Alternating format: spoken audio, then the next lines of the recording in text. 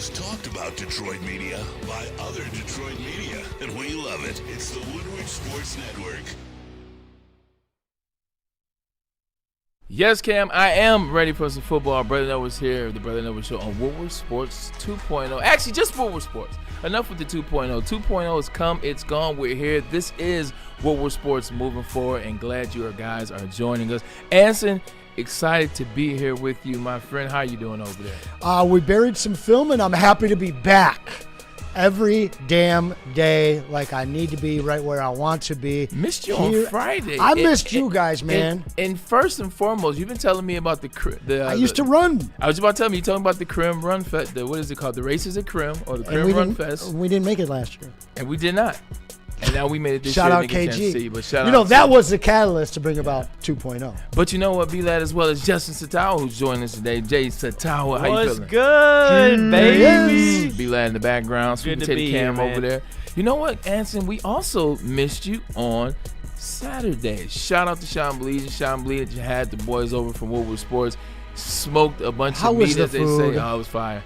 It was absolutely fire. The energy was up. The camaraderie was there. Had a really good time, man. You know, we kind of have different times. Some guys come in the morning from 8 to 10, and there's 11 to 1, and then there's 2 to 4, and then there's 5 to 7. A month without seeing each other. So 100%. You be in the same room in the same day, but not see each other. Everybody almost under the same roof. Even had a chance to have some convo with Neil Rule as it relates to Did Maz show what up? else? The University of Michigan. Oh, yeah? Course. But it was some good talks, though.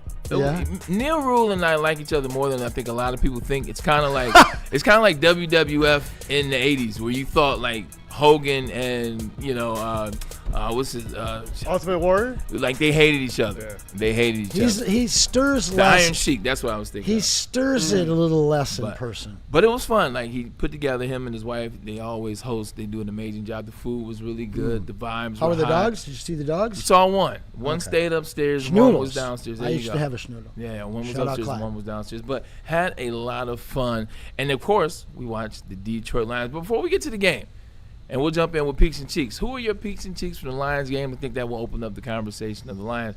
PSA, no more texting and driving. No more no more texting and driving. Shout out. I was rear-ended this weekend by a young kid who was texting and driving, admitted it to me as well as the officer. Oh, it's that's your just first mistake, kid. 100%. 100%. Keep your mouth shut. Keep your mouth shut. That's But he right. admitted he was texting, he was driving. It's no need for realistically. See, y'all didn't grow up in the era like us. See, we had to learn how to drive with our knee way back in the 80s That's and right. 90s. We learned how to drive the real way, and That's then right. we I inserted. still know how to drive with my knee. Okay, that's fine. You're old A school, couple bro. of you do. But Yeah, then we geez. inserted text messaging. But a lot of these individuals, man, they're on the phones, they're down the screens, they're so locked into the screen that they don't know what's going on around them. So guy ran into me, pulled over, but it was good. God is good. That's what insurance is for. Yeah. What'd the other guy look like? Because I saw your rear. Yeah, he's okay. He was just shook up. Okay. Luckily, I'm not a How big. does car look? His is messed up in the front, and mine's messed up in the back. Yeah, but yours is drivable. Ish. His? He didn't. It impeded his view in terms of in this. You know, Justin and I were talking about this. A couple of years ago, I got a ticket. Now, I haven't had Back is hurting. I haven't had a moving violation for about 20 years. Been real good. I'm tired of giving up my shoot. time and my money to be in court. You know what I'm saying? So I, Justin, what's up, buddy? Sorry, I'm trying to get the rest of the show set up. Yeah. So I got a ticket for it, and it's a distracted driving. It's a legitimate ticket, and I actually realized how bad and how chronically I was texting and on my phone a lot. Yeah. And I actually, cold turkey, just stopped at that point. And for me, I then really noticed what a epidemic, Justin's words, that texting and driving is on the roads. So bad. You'll go on the highway and you'll just see somebody and they're not people are literally texting from the moment they leave their house until they get to their destination. And you're going to have a whole generation of kids that have been stapled to their phones that are about to be 16 since birth, stapled to their phones. They've been watching their parents text and drive their whole lives. This next generation on the roads, watch out, Ray. Watch out, but I say this, look, no need to text and drive. I will practice what I preach. I promise to be better. Speaking of being better, Lions game 2. Lions win. They look a bit better. Who are your peaks and cheeks in this game? I'll go first.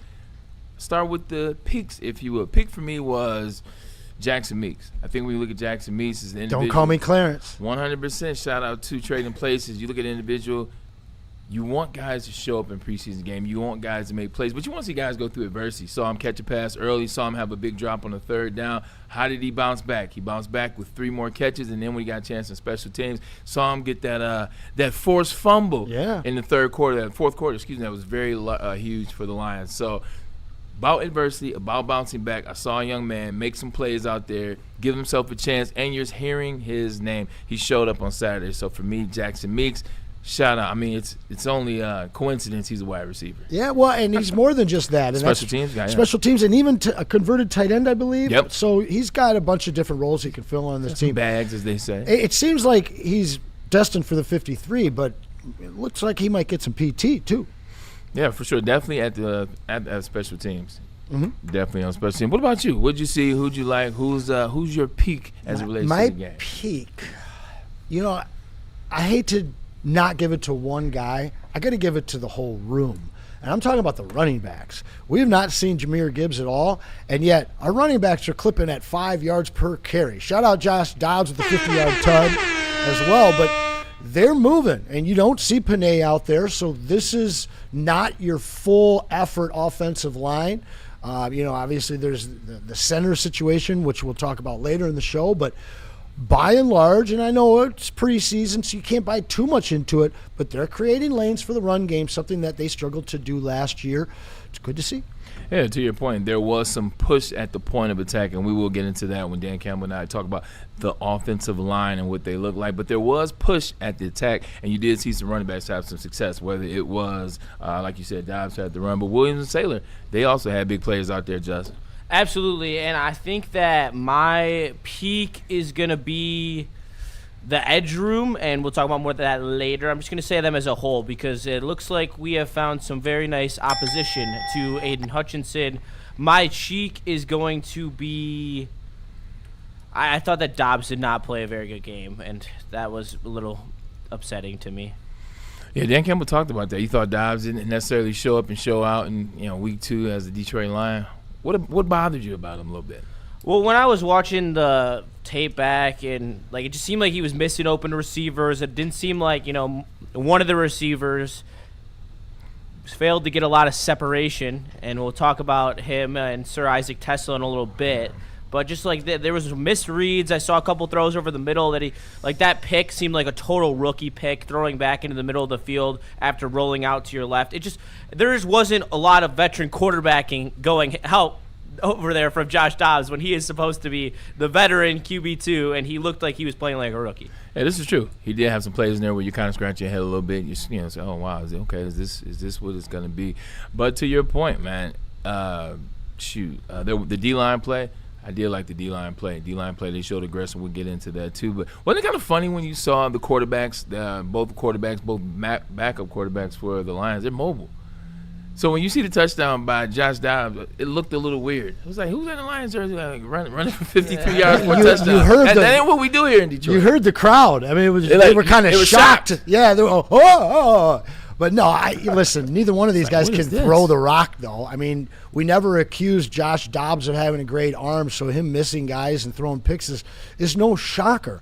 I mean, we can't afford to have to play either one of these guys, and I think both of them have shown that in this preseason. So it's much ado about nothing, nothing we hope to never see.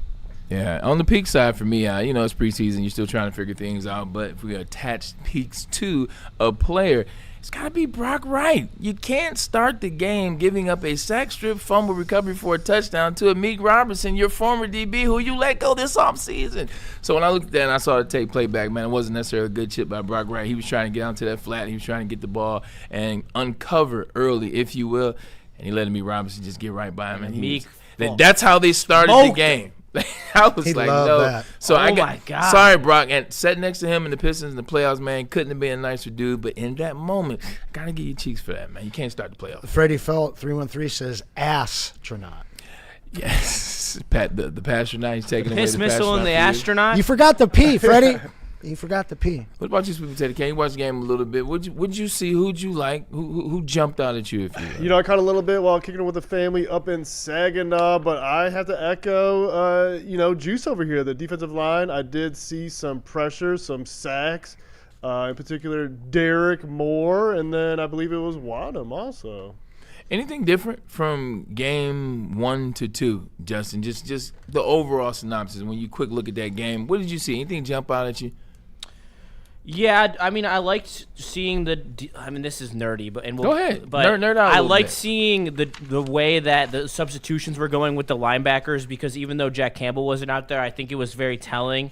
And they're using Derek Barnes a lot on the line of scrimmage, where I think that he plays his best at, instead of 6 yards off the line of scrimmage or 3 yards if you're playing one of those interior linebacker spots. Devin White never came off the field. Rodrigo and Derek Barnes had a pretty solid rotation going, and they were playing lots of safeties in the box, which I liked seeing from them, because I think it's going to be a very, very 4-2-5 leaning defense this year, and I'm very glad, because they need that speed to be able to account for the things that they're bad at over the last couple of years. And they should be able to grow into that as they get healthier. Because it's going to be baptism by fire for the secondary if they're exposed to 5 men on the field, 60-70% of their formations. So that's an opportunity for these guys to really figure things out and then get some help. And I mean top-tier help. We know what Kirby and Brian mean to this team. So I like it. I'm a little worried, though, because I do believe that your strength right now, obviously we talk about the defensive line, but there's a lot of strength and depth to your linebacking core all of a sudden. Yep.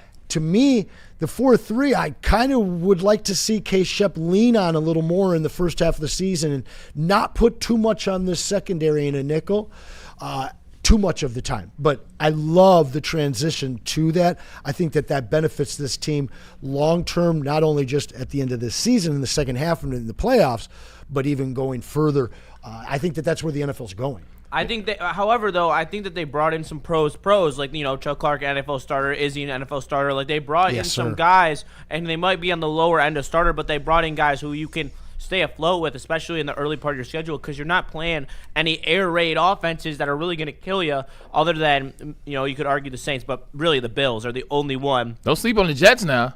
Oh, hold on! Don't sleep on Game 3. I'm Jets. Hey, Braylon, I'm sleeping comfortably in a Tempur-Pedic mattress. There is nothing that I'm worried about. I hope there's no game. receipts on that one.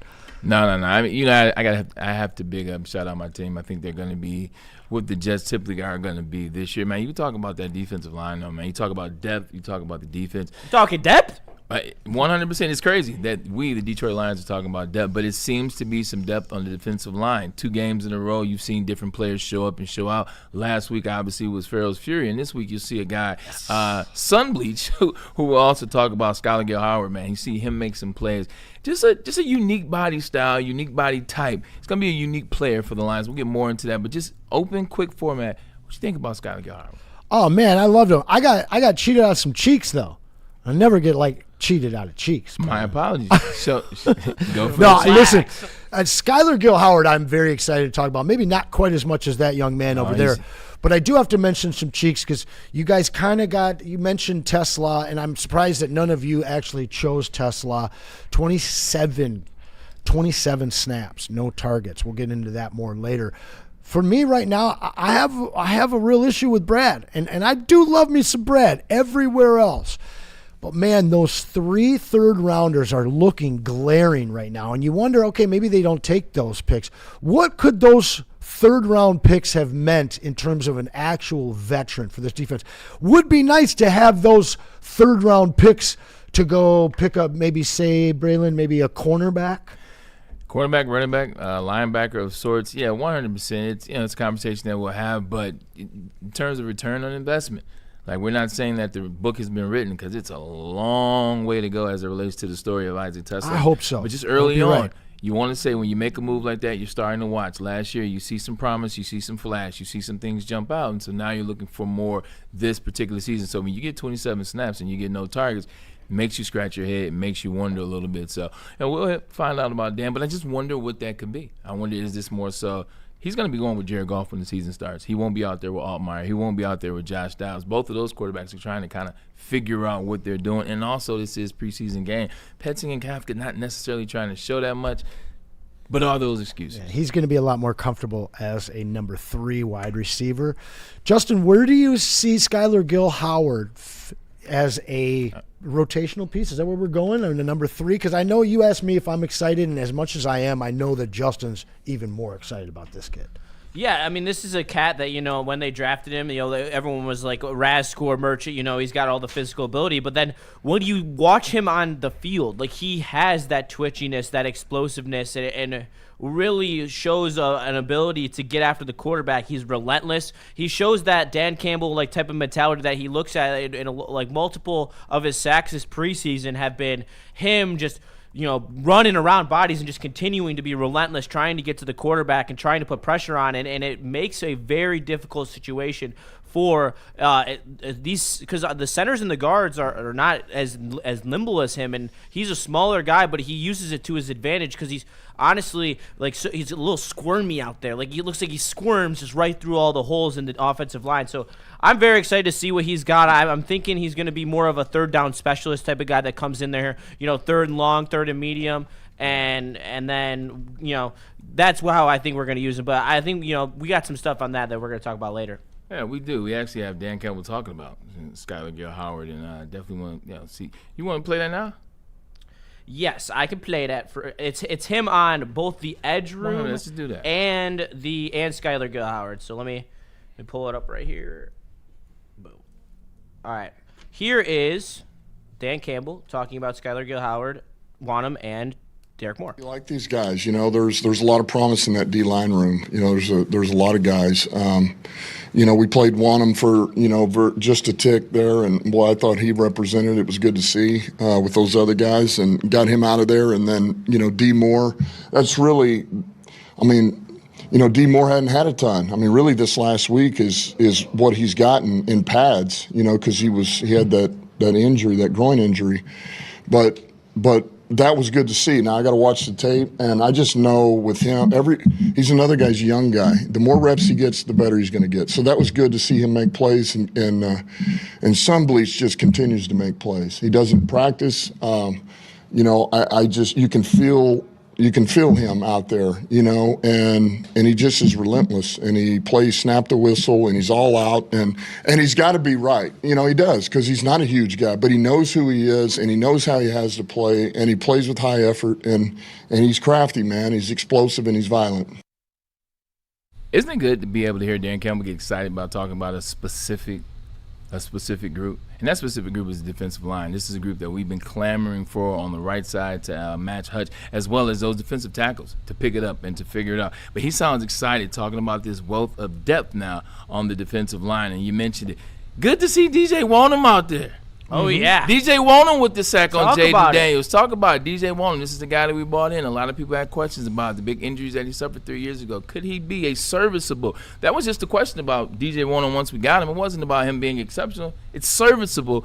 But watching him game one, hearing what Dan Campbell had to say about him, and you see him being able to get small, him being able to extend and set the edge, it's like DJ Wanham might have a little something left in that bag. Man, I'm a fan. Again, this guy doesn't do anything excellent. He does everything well. And this is the kind of guy that, you might look at the end of the year and he might only have 6 sacks or something, but it's what he means in the coverage game and it's what he means in the run game.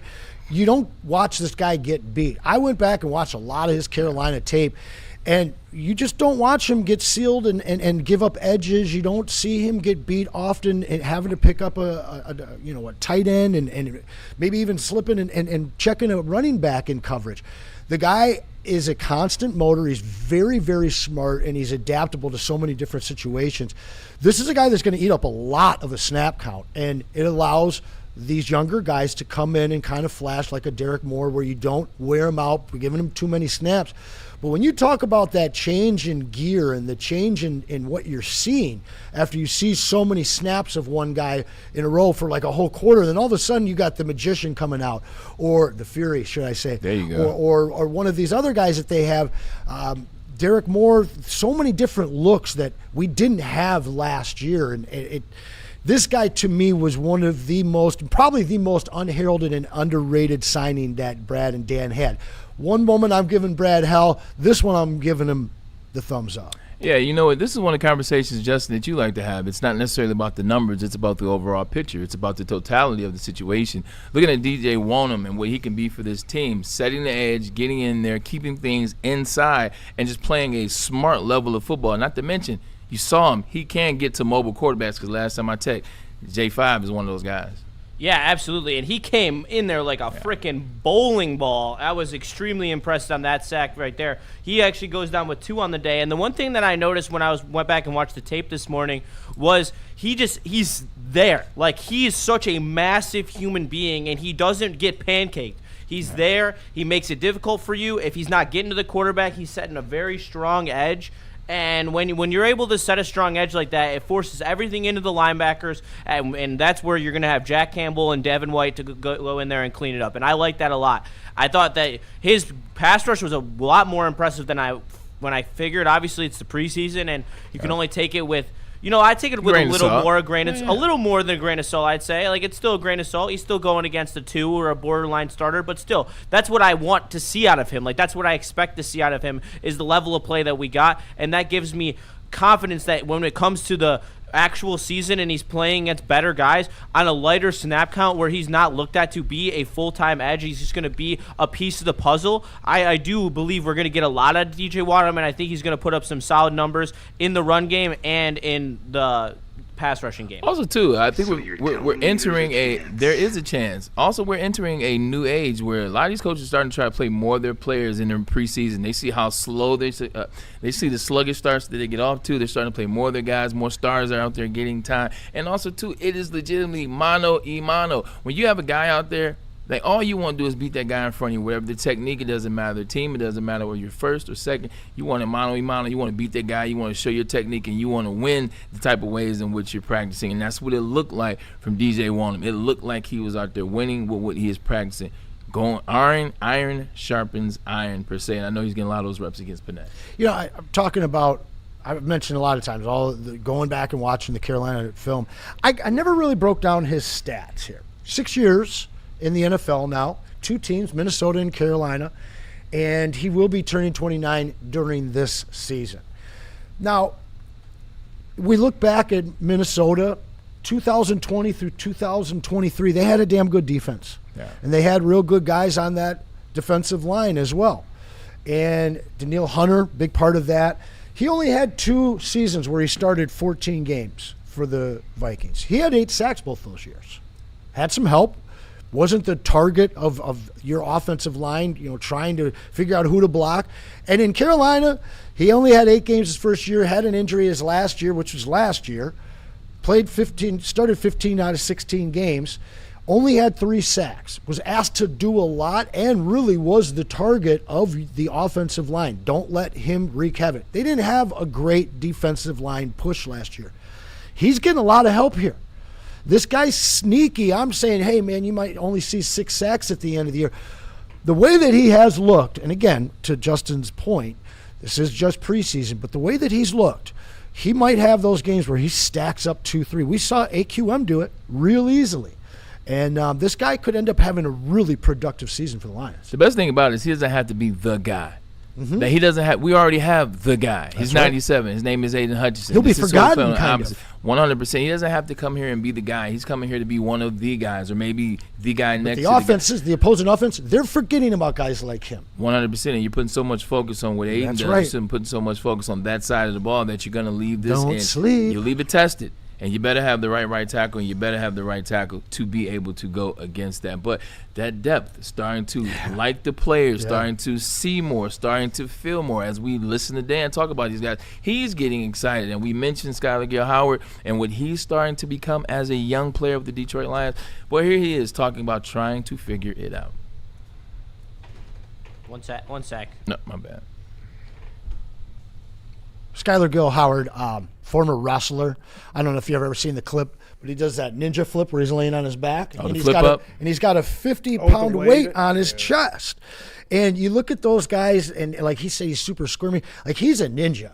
Like that guy, you know, when you got to do the crab walk and you got to get through 4 years of wrestling, like that's a whole different grind mentality.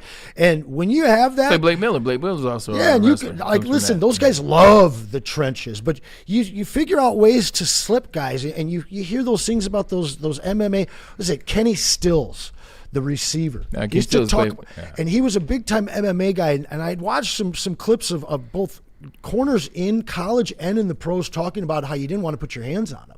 Because When you knew it was a wrap. Well, but you'd go for a bump and run, and he'd do this thing where you're like your wrist feels like it's about to be broken. Snap your wrist in half. Yeah, and you love guys like He's this a little- Skylar Gill Howard, where he is a monster. He's got a mean streak, but he's just very clever, and he has a different finesse to his game.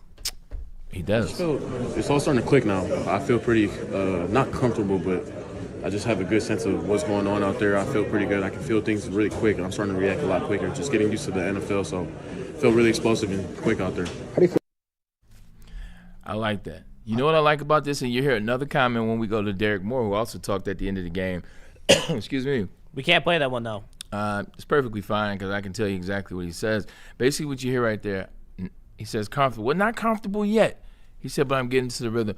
These guys are not just trying to say that they know what it is. These guys are not trying to act like they have arrived, because they have not. But they are understanding, they're starting to get into the rhythm. When you're in 3 weeks, 2.5, 3 weeks of training camp, by then you've gone against the guys, you've gone against the first teams, you've learned what you learned, you took in your share of lumps and mistakes, and it's starting to come into focus. It's starting to come into view. And I think that's what the younger guys are talking about. But when you talk about him, you saw some of this out of Texas Tech. When he was at Texas Tech, you saw his ability to do some sneaky things, some crafty things, but also surprise you with that strength as well. His bag is deep. And if you watch him even going further back when he was smaller, Northern Illinois, a lot of that speed is what he showed there, Jay.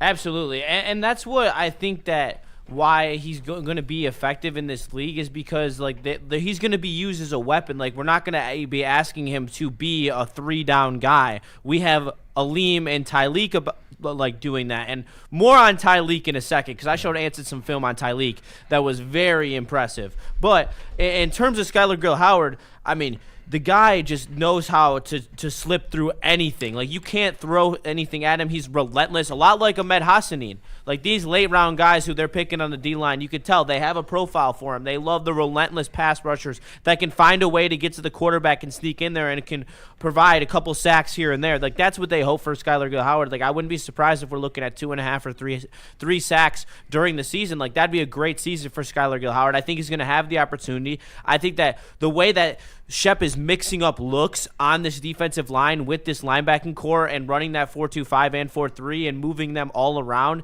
and not letting them see the same looks and the same players, it's only going to benefit a guy like Skylar Gill Howard because he's going to be seeing new guys who are used to playing against the big behemoths, the Tyleeks and the Aleem McNeils, and then they're going to be like, oh, you know, here's your breather. Yeah. Here's Skylar Gill Howard, a guy who is one of the more athletic defensive tackles in the league, just relentlessly trying to get to the quarterback, no rest, and like that's going to be such a big thing that wears on a team throughout an entire game. Yeah, I hope this depth works out for the Detroit Lions. I mean, you see they've been intentional as it relates to getting those D tackles late, whether it was Mekhi Wingo, whether it was Skylar Gill Howard, Ahmed Hassanin. These are some guys. Sunbleach, Pharaoh's Fury. Everybody here has nicknames.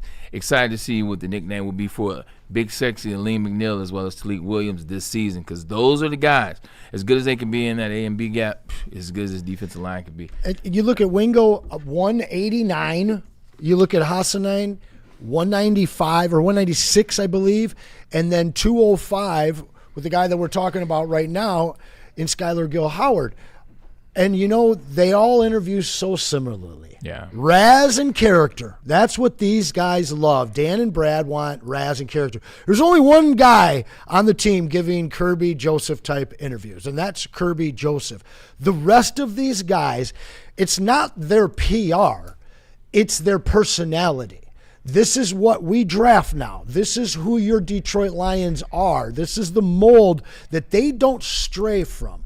And listen, you get a guy with the motor like you talked about and the character to go along with the Raz natural skill.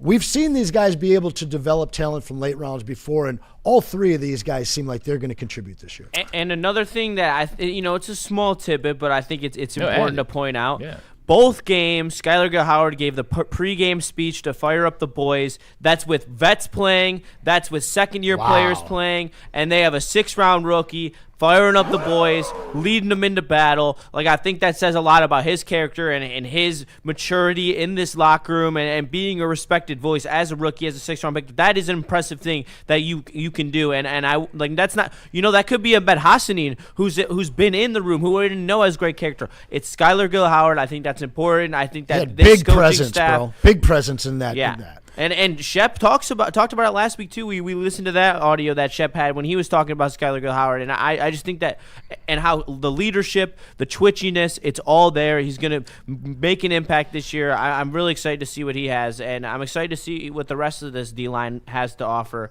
as we talk about another it more. late round steal. Whenever you bring up Skylar Gill-Howard to Dan Campbell's always saying one thing: he shows up every single day. He shows up in practice. He makes plays. He shows up in the on game. film, baby. You hear him. You cannot get away from Skylar Gill-Howard, and that's why when you have that type of energy, when you have that type of confidence level, you don't mind saying a few words before the game because you know you're about to run out there and run through a wall. And you want those guys to run right there with you. All right, let's take a quick commercial break, and we'll get back to the Detroit Lions. A lot still left to talk about with this squad. Offensive line came up a little bit. What did you see the offensive lines? And Anson alluded to it, the Isaac Tesla situation, or maybe there's no situation, but we'll talk about when we get back. But let me tell you about Planet Fitness, where your fitness is essential. They're number one. 2,700 gyms around this globe, 60+ right here in the great state of Michigan, because they understand that you come and you do things your way and just give you a little bit of help. That's why they got trainers on staff. There's no judgment, and then everything is squeaky clean, squeaky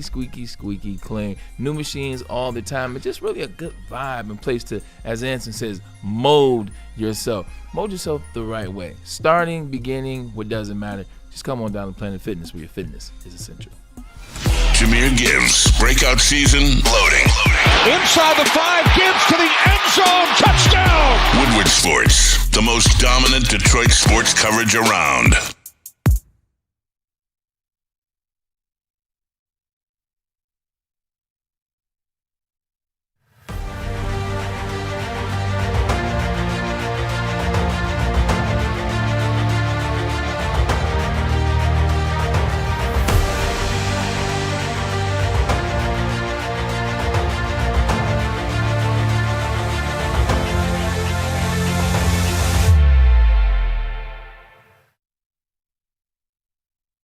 You're building a whole combat sports enterprise in the heart of it in Detroit, and that's what I think is the coolest. I think with opportunity, right? Like you said, maybe you like to punch people in the face for real, and you want to be a boxer, and you have an option there. Maybe you don't like getting punched in the face, and you want to make, you like the theatricals and the storylines, and so you have an avenue here. Maybe you start at one and then want to change to the other. I don't care. I just want you in the building and know that you have some place to go to explore that. Just having the ability to, what do you want to do and how do you want to do it to the best of your ability? And, it all starts with the kids. The Super Bowl parade in Detroit will be one for the record books. Detroit just does it different. Woodward Sports, your official Super Bowl or bust Lions network.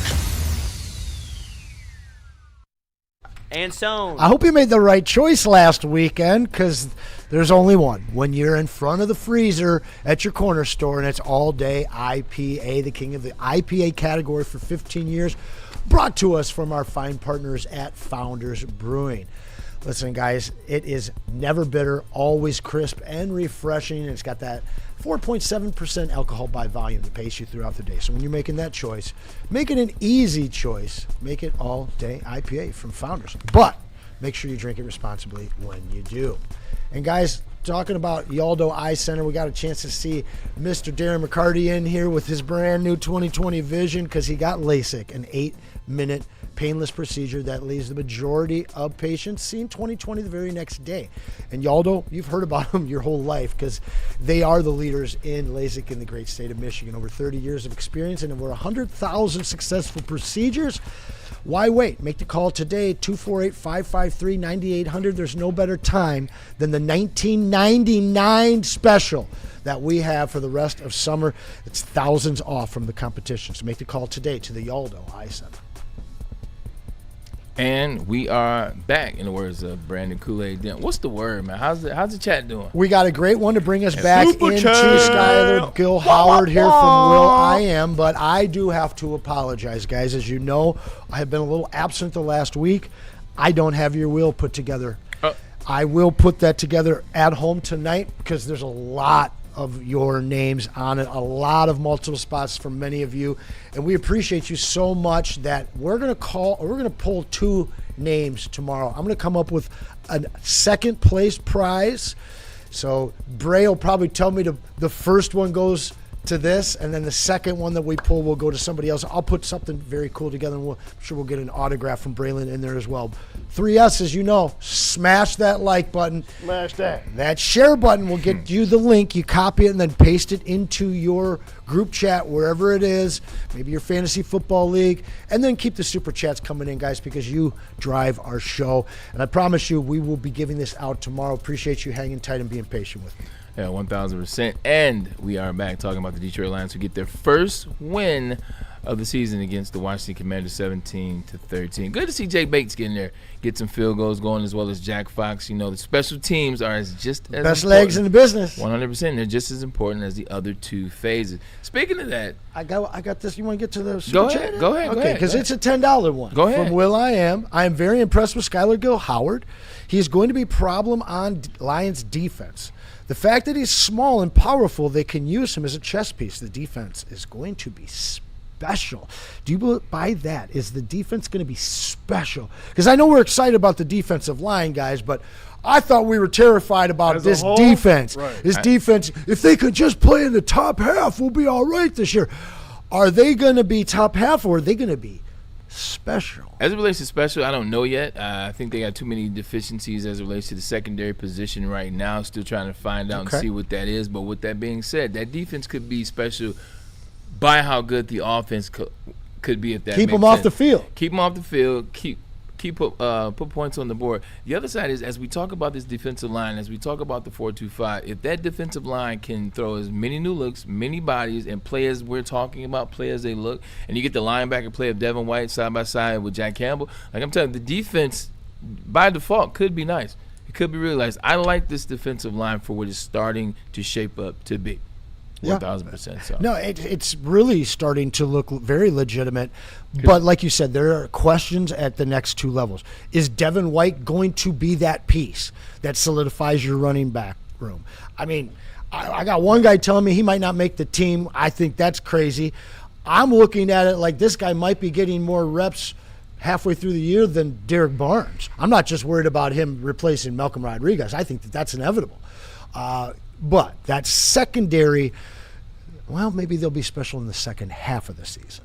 Yeah, we definitely will see about that. One of the guys on that defensive line is Derek Moore. When you were gone on Friday, we had a chance to talk with Justin. Just talking about some of the looks that they want to do with him, maybe move him around like Micah Parsons, if you will. He's not Micah Parsons, but stand him up, move him around, line him up over guard and center, move him out to the outside. Saw some of that in the game. He actually got a sack out of the deal, Justin. So you were right on as it relates to that. It showed early in that game. Mm-hmm. Yeah, and he was a problem. I loved. He didn't get a lot of snaps out there. It looked like he was on a pitch count because of his injury. Meaningful However, snaps. when he was out there, he was making an impact constantly on passing downs, getting into the backfield, causing disruption.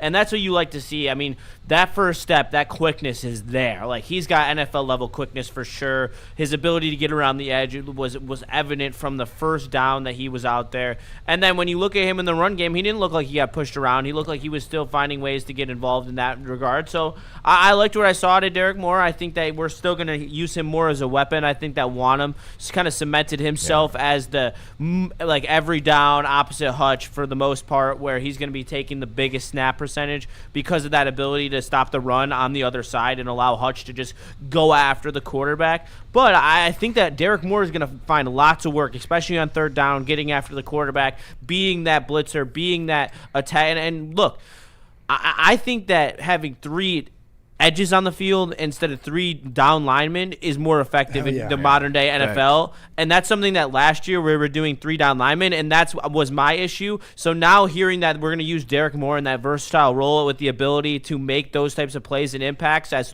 we have 3 down edges, I think that's going to be a very good look. And that we saw Shep explore that a little bit too, because he was playing Derek Moore as a will edge kind of mesh point. Then that's where he's the best in terms of Sam. So my God, okay. Yeah. So I think that's the best thing that we could use Derek Barnes for.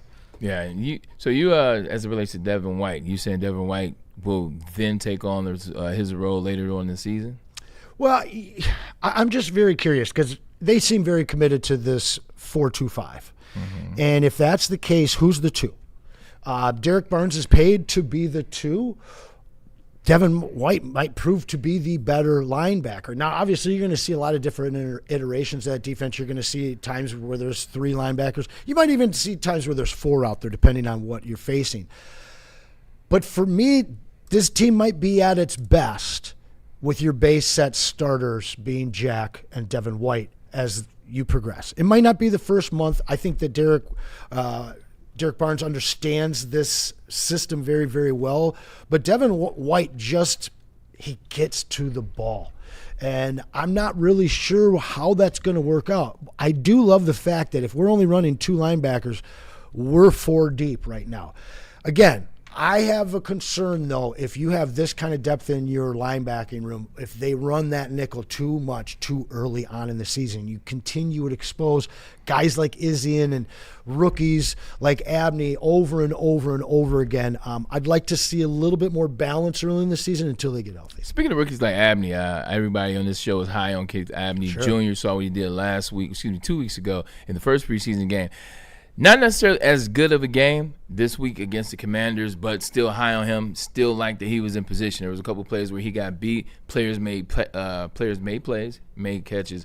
But he still was in position, Justin Satawa. Where are you at with the Keith Abney Jr.? Because at the end of the day, you can get beat, but where's your positioning? I thought the positioning was well. The positioning was good, but so one thing that we've seen out of Dan Campbell when he's trying to get these rookies acclimated to the team is he also needs to see the clean, and he got penalized in a bad way on the weekend, that holding call. I just don't think that's exactly what Dan Campbell wants to see. He wants to see clean football. With a lot of other DBs playing clean football, I do worry that he's going to continue to have to battle to get that number 1 nickel role. I don't think that it's going to be laid out. I mean, it never was going to be laid out for him, but I think that we were all kind of like, all right, he's a shoo-in, but that's something that, DC really frowns upon, so it kind of makes me a little worried about what we're going to see in terms of Abney, in terms of what he's going to be in terms of the starting nickel, but I'm still extremely high on Abney. I thought the positioning was great. It still looked smooth as ever. He's got a nose for the football, and I do like him a lot. I just don't know if he's going to be starting week 1 in the nickel because of the penalties. T-Twirt. I like Abney, but I'm concerned with him getting labeled as handsy. So right in the same vein there, I mean, we dealt with this with Terrion. Is this a concern for you? A little bit. If I'm being honest, just a little bit. Reason why is because when young guys get the title handsy, a lot of times it's because their mind and mindset and what they're doing at the line of scrimmage is a little bit delayed. It's behind the guys that they're going against. They're reactionary versus understanding where things are going to be, which I know sounds crazy because DBs are reactionary, but just means he's a little bit behind. He's a little bit slow, and the hands and the handsiness that allows me to hold on, lock on a little bit, slow you down, impede your route, and then figure out what you're doing. So want that to stop now, because if you start now, you start as a rookie, and you start getting comfortable with doing it, it becomes your fail-safe. You keep doing it, you keep doing it, you keep doing it, and you look up, you'll be a different team. Yeah, I'm looking at the chat in here talking about that, the Abney stuff, and I mean, I think that you're so caught up in what you just saw with Terrion, a guy that you used your first round pick we moved up to even to get him, I believe. Move up 6 slots. Yeah, and so 28 to 28. When you see a guy come out, especially Alabama, and it looks like he's got all the physical tools, and you just get flagged and flagged and flagged and flagged. Now you got a guy, listen, he's a 4th rounder. You got to have a little more patience with Keith Abney, because you're asking him to do a lot more than you would normally be asking a 4th rounder. Yeah, this is true. This is definitely true. All right, cool. Let's do this. Let's take a quick commercial break, and then when we get back, we'll flip. And the Lions have just made a signing, so we have some breaking news. I saw that. Nice. I saw that. Let me get one last super chat in here to encourage you guys to keep these super chats going up. One final thing on Skylar Gill Howard. That middle-aged sneaker chick threw in there, which I think is pretty cool. What's going on, some information here. She says, side note on SGH, as he's now becoming known as, he loves the fans. I watched him sign 100+ autographs on several training camp days. Even after the handlers told him he had to wrap it up, he kept going. He made a lot of kids' day. Good dude. Rodman used to do the same thing. That they'd yell at him like, man, come on, Dennis, come on. When are we going to? No, I got to get him and her. And you got to love guys like that, especially in the modern era, man. Like what happens is, like, they typically have to practice, they tell you, hey, look, man, you got to go over there for 15 minutes. Like, that's the amount of time it is. Go over 15, here's a Sharpie, hit this side or you hit this area. And basically after that 15-minute period, you've done your job. You can go on the inside and practice is over. But what happens for the individuals that really, truly understand like how special it is to be out here as a player and have the opportunity to be here, and fans want to even come up and get my signature and take pictures and put their kids in my hands and take pictures.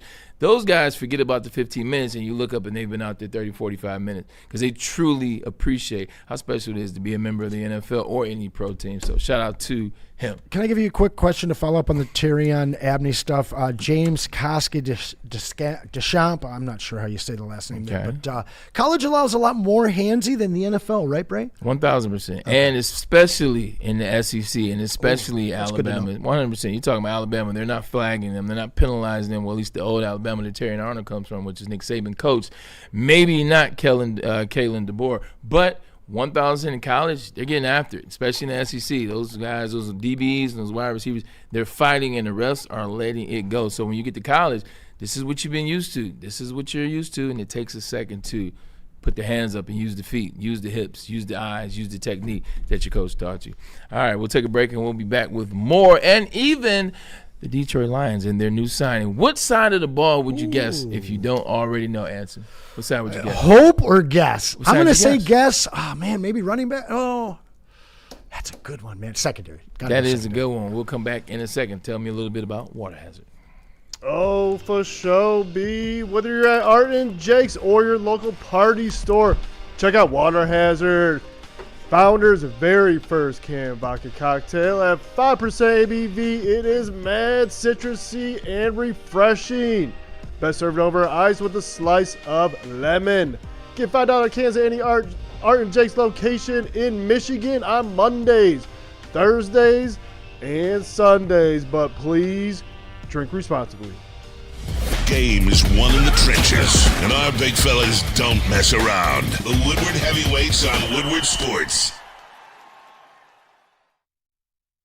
Planet Fitness now has even more best-in-class strength equipment. Join today for $1 down and save.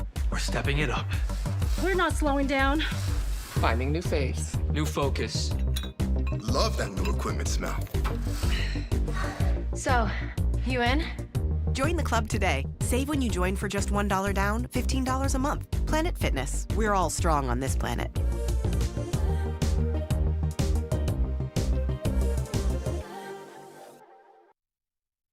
You know how some things are so good they should be world famous, but they're not? Our house-made vinaigrette is one of those things. And the antipasto salad, we drizzle it over. Same with our hand-battered chicken tenders. Original recipe soups and pasta sauces. It's almost as if our original, world-famous Detroit-style pizza is mocking them. And that's not very nice.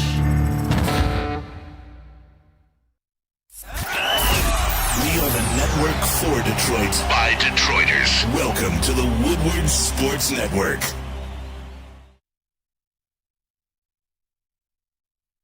You ready to change your life? Well, Mortgage Pros wants to help you. They want you at Michigan's #1 mortgage broker. And they're right in Troy, and they have an amazing employee culture as well. It's a place that you want to work. It's a place that'll change your life.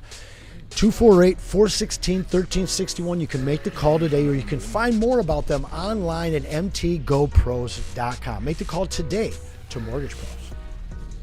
And buddies, You know we love it here, guys. It's the original 80 years they've been doing it.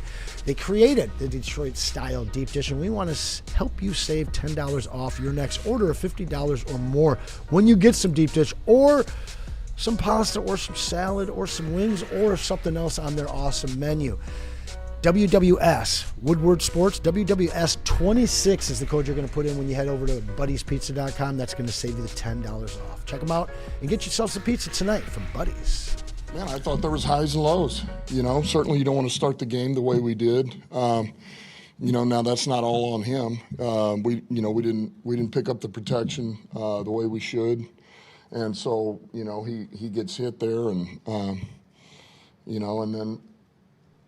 But he got out of it, and I thought that run was big. That's something that he is capable of. That was a big third down run for a touchdown, and then I thought, when he came back out in the second half, because we put Altmaier in, I thought Dobbs was, did some really good things, and Altmaier, I still think he sees the field really well. There's just a couple of things he got on him, and it's always going to be about for him is, just playing a little bit faster. Can he play faster? Which I know he can play faster. He just needs reps, and the more reps he gets, the better he is. So, it wasn't perfect, but I thought both of those guys did some good things, and there's some things to clean up. And that is the head man, Dan Campbell, talking about the win that was this past Saturday as well as the play of his quarterbacks. I thought it was interesting. I think we focus so much in the preseason on looking at backup quarterbacks and where they are and who's going to be the guy and can this guy be the backup quarterback.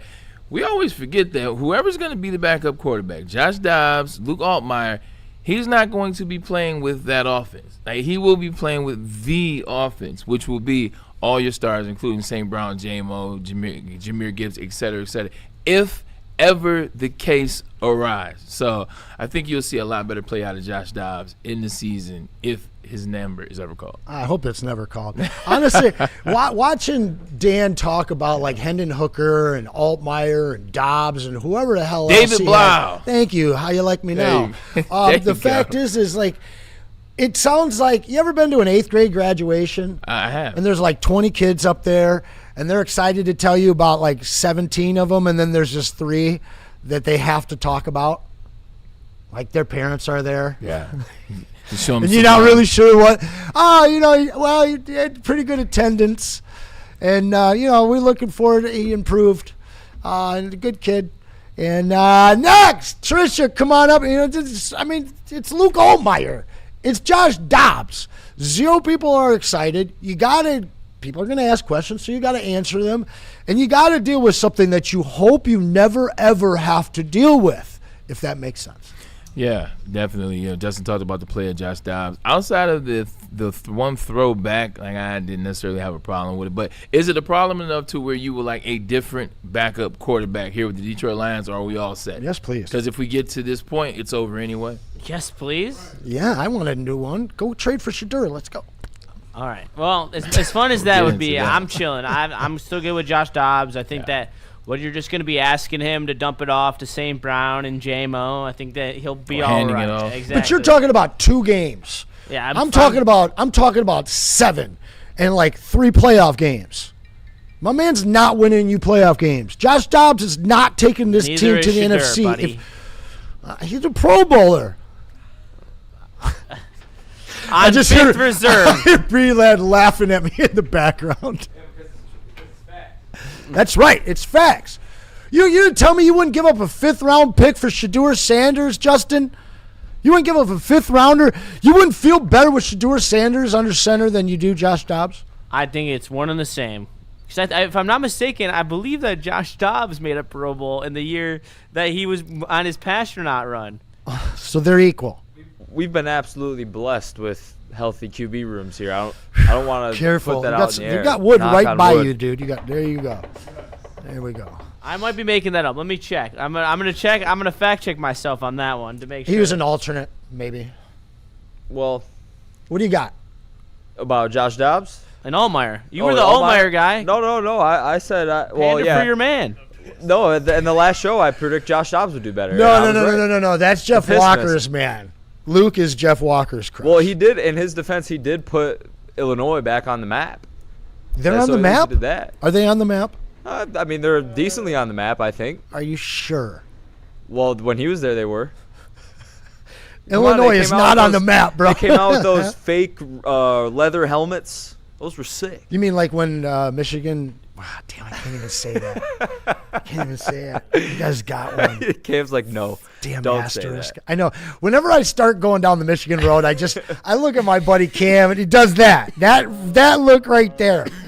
The head, the Braylon walks out of the room, and we just fall right off the rails immediately. What were we talking about? We were talking about the QB battle. It's Josh Dobbs' room. I mean, it is. We're really talking about, are you comfortable with him? That's a good poll for the chat. Do you want Josh Dobbs? Do you want Luke Altmaier? Or do you want to go find somebody else? And obviously, I don't think that they're going to go and get Shedeur Sanders. I don't even know. Maybe B-Lad can look it up for us. What guys are available out there? Maybe what guys are third on a team where a team's kind of deep, and we might see somebody cut in the next week or 3 to the point where you could bring him in here. I'm not tremendously comfortable. I don't think that Altmaier is experienced at all. And as much experience that Josh Dobbs has, I really worry about him getting the ball down the field in crucial moments. Sure, you can dump the ball off, you can scramble, and you can move the offense. But in the last 5 minutes in the game, and it's 3rd and 9, and you got to get a dot to Amon-Ra St. Brown on a cross, is that your guy? No. It's not. Jimmy Garoppolo's available. No, but it's not Dobbs. Listen, I think it is. In no world do I think that Luke Altmaier is going to be your backup for this team. He's a great project that I think they hope they can get on to sneak to the practice squad. But Josh Dobbs can win you games. But in a tight game, let's say they're playing Week 17, you got the Bears, right? And you got him playing, and you're down by 5 with 4 minutes left, and you need a 3rd and 9 at your own 40-yard line. The ball's got to go on across to Amon-Ra St. Brown. I don't feel good about Josh Dobbs making that play because I know half in his mind he's like, man, maybe I got to tuck this one and go get it with my feet. That's not what Jared Goff thinks, and that's not what this offense is built for. That's my biggest concern. As much fun as it was to watch him scramble for 50 yards, when it comes down to crunch time, it's great if this is only week 8 that we got to deal with him. But if it's week 18 that we got to deal with him, I'm worried. I'll push back a little bit. The reason why I push back is Josh Dobbs right now is an offensive line that is trying to figure it out. It's some wide receivers that are trying to figure it out. It's the preseason. It's an offense in which he's trying to figure out, and they're not even necessarily running. So, he's only been here, less than – 2-3 weeks or so. You're talking about week 17. It's different. When I'm in there with Penei Sewell, when I'm in there with Jameer Gibbs, I have a special assignment. It's no different than, here's a name, Chad Henne. Shout out to my former quarterback, University of Michigan, Chad Henne. When he had to come in and spell Patrick Mahomes, who for one time he missed the whole fourth quarter, and Chad Henne had to make it happen, and he did for that fourth quarter. And another time, the year later, he had to make it happen for a whole game, which he did, and he beat Baker Mayfield and the Cleveland Browns. He's basically running what they're telling him. He's basically out there not trying to overdo it. He's not trying to be in a preseason moment. He's not trying to get the starting job. He's not trying to make sure, hey, you look at me, look at my feet, look at what I can do. He's going to be in there, and he's going to basically do the bare minimum. He's going to be doing what they're tasked to do. I think it'll look a lot different.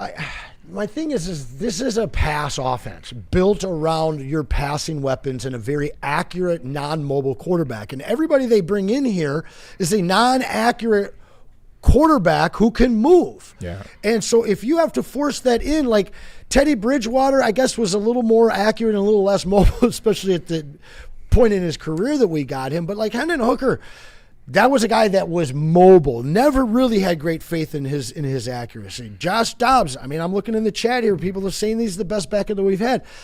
I don't disagree with you, Rando, but that doesn't give him a vote of confidence from me. Now, I guess as I see this early poll results, it inspires confidence in the chat. 57% of you like Dobbs versus 30% of you wanting someone else. I don't think anybody, there's 13% that like all. I just really have an issue with your backup being a guy that has a tremendously different style of quarterback play than what your offense is built upon and used to. I think it goes, but to your point, and we can wrap it up as it relates to Josh Dobbs, because I'm really eager to hear what you have to say as well as Justin about Isaac Tesla. Yeah. But just getting back to Dobbs in terms of him not being the guy. Oh my God, I lost it. I had it. I tried to preview the next topic, like with Josh Dobbs. they never really valued this position, it seems. Over the years, they never really valued it. And now if you talk about the Lions, this is one thing you're good at, talking about the money that they spend, the money where they're intentional. The Lions aren't a team that's going to pay $5 million for a backup quarterback. No, sir. The Lions aren't a team that's going to pay that money to have a Case Keenum sitting on the bench or Gardner Minshew or Kirk Cousins one of these quarterbacks. There's a lot of things the Lions should do. There's a lot of things the Lions should do. Is this one of the things the Lions have to do or should do? Would you I would place more importance on it? I would, but if I'm going to go that route, there's other places where I can put that money right now that are more important than the backup quarterback. Like, per se, if everything was already set up and situated the right way, then I would say, yes, you need to invest some more money in the backup quarterback. This is a dangerous question because it could spiral the whole thing, and I do think we're up against it. But what one position would you put more money into? Just off the top of the dome? All those positions, a lot out of them. And it's not punter. Corner. Yeah. I legitimately was thinking the same thing. I was legitimately thinking the same thing. Because, you're not really paying DJ Reed a lot. You're not paying anybody else other than that. And you got a high cost defensive end, defensive tackle, offensive lineman, running back, wide receiver, quarterback, safety, linebacker. So you only really have corner that's left unpaid and tight end. Technically offensive line. Panay. I'm just saying Panay's one guy each room has one big money earner. Save corner and tight end. Can Isaac Tesla be a big money earner? When we get back, we'll talk a little bit about him and see how is his preseason really going. A lot coming out of camp, a lot coming out of your friend circles, a lot coming out of the media. But what is really going on and how is his training camp going? We'll get into that when we get back. But first, let's get a message in from Icon Auto Repair and Collision. You know they got three. They have 3 locations, so they're trying to be close to where you are. Madison Heights, Shelby Township, and Pontiac. If you've been in an accident or your vehicle needs repairs, I need to call Icon Auto Repair and Collision while we're up here BS. And make sure you trust the team at Icon Auto Repair and Condition. They offer free car loaners and even offer to pay your deductible. You know what? I'm going to come back in with some information. I'm going to let you know how truly real Icon Auto Repair and Collision is because I'm going to put my money where my mouth is, and I'm about to hit them up after I get off this show. I'll let you know how good this Icon truly is. It's bear hunting season, and Dan Campbell is hungry for some kneecaps. If you can just get a hold of them and you start dragging their ass out to the deep, dark abyss, you can drown them. The Kings of the North are back for another year of the brand new Lions. Make sure you're locked in to Detroit's #1 sports network for all the news and info on your Detroit Lions. Woodward Sports, let's go.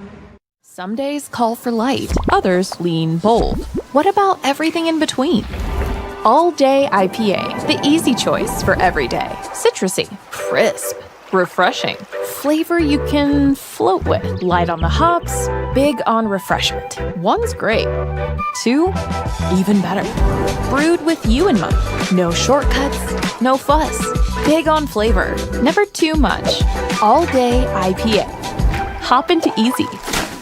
Experience summer in Detroit with pro soccer at Keyworth Stadium. Every Detroit City FC match brings a new reason to show up early and stay late. Tickets available now at deadcityfc.com. You smell that? That's Brad Holmes cooking. And the off-season smells good. Woodward Sports. Hey guys, it's still home buying season. There's still some time left in summer. Maybe you're just thinking about refinancing your home. Well, it's time to make the call. Maybe you have some questions. Maybe you're halfway through the process. Get on the horn. Call Supreme Lending. Chad, Chris, and Christina are waiting to answer all of your questions. And they'd rather hear from you early because that way they can get you into the best form for the best loan program possible. You see that 0% down payment program? They've got a lot of other options as well. And when you mention Woodward Sports, we will save you up to $500 off of your home appraisal. So don't delay. Give them a call today. They are Supreme Lending. And we are back. Welcome back to the Braylon Over Show here on Woodward Sports. Second hour of the show, sitting here talking about the Detroit Lions, how they played in their second preseason game. What's the chat up to, man? What they talking about? You getting crazy over there? We got some new super chats Getting coming light? in. Okay. Rando is on his hockey game. He says we need wings wing on this show. I'm not sure what that means. I asked him, and then I still am not sure. Justin may know what that is. They're asking for wings content, and you guys know where to go and get your wings content. That's Woodward Wings, That's baby. Right, baby. And then go ahead, please. And we have podcasts for you 3 times a week: Tuesdays, Thursdays, Saturdays, as well as opinions from Sean, Neil, and D-Mac at different times. Plus, we're working on some more guests to come on the show as well, so stay tapped in. And viewers from all over the world, I'm told. Oh, yeah. We have a huge European audience on Woodward Wings. We have a lot of Swedes, a lot of Russians, a lot of Finnish, Denmark, you name it. In Europe, we got it. Do you know what broomball is?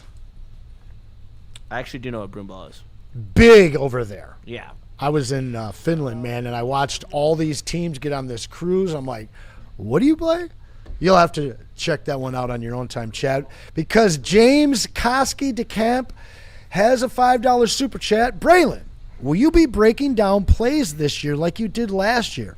I really liked that. I will. We got the bigger TV. Well, we have a bigger single TV. We don't have the multiple screens in this one. We'll figure out a way to do it in this. But also, too, we got some technology down here, man. We got the letters, the squares, the lines. Been sandbagging that thing for a year. 100%. It's now legitimately right up under the laptop. It's right here. We are about to dial into this in the season. We will. Yes, we will have that locked and loaded for you. Just like the Lions plan on having Isaac Tesla locked and loaded. Be glad. I brought you back up here. Brought you up here to have a conversation about Tesla. I know that's your guy. Just watching 27 targets, 0 throws. What does that look like from your standpoint when you watch the game and you kind of hear it? I know what I think, but I'm going to come to you first. Yeah, still not concerned. Yep. I'm not concerned in the slightest bit. It's preseason. Quarterback gets to choose on. Well, obviously, there are plays that are designed to have a primary receiver, and obviously the QB has to make each read opposed to what the receiver actually has to run. Now, I know Anson's laughing. No, I'm laughing because every time he starts talking about Tesla, Bray, I just hear in the background of mine, sometimes I dream that he is me. Like Ike. If I could be like Ike. Not Ike. No. Ike was out here hitting with No, it. Don't Isaac Ike. Tesla. Oh, I'm sorry. Get it? Isaac Tesla. That's being funny. They call him Ike, maybe. But I swear, dude, the blonde, tall, white receiver, man, there's a sparkle and a twinkle in his eye every time he gets to talk Tesla. You ended it right off, too. I did. 1,000%. They used to call me Thielen because I wore 19. Oh, I see. That's solid. Yeah, my whole life. But Mr. Minnesota. No, I'm very happy about who I am, B-Lad. I don't wish to be anybody else, but I do like Isaac Tesla as a receiver, and I'm pretty sure he's a cool cat off the field as well. But like I said, it's preseason. This is very baseline offensive stuff. If the QB is mainly taking their primary read on every play, unless it's a broken play and he actually has to go do something else, there's a pretty fine script to the offense in the preseason. They're obviously not going to show anything out of this world that you would see for like a regular game plan, whether that's week 1 versus the Saints or week 7 versus the Vikings. It's a lot different, a lot more simple, and Tesla has a role. And obviously, if you go check out the all 32 film, didn't look like he had too many MAs. Obviously, the drop passes in the first game, that's in my opinion not too big of a deal. You're not dropping them when it matters.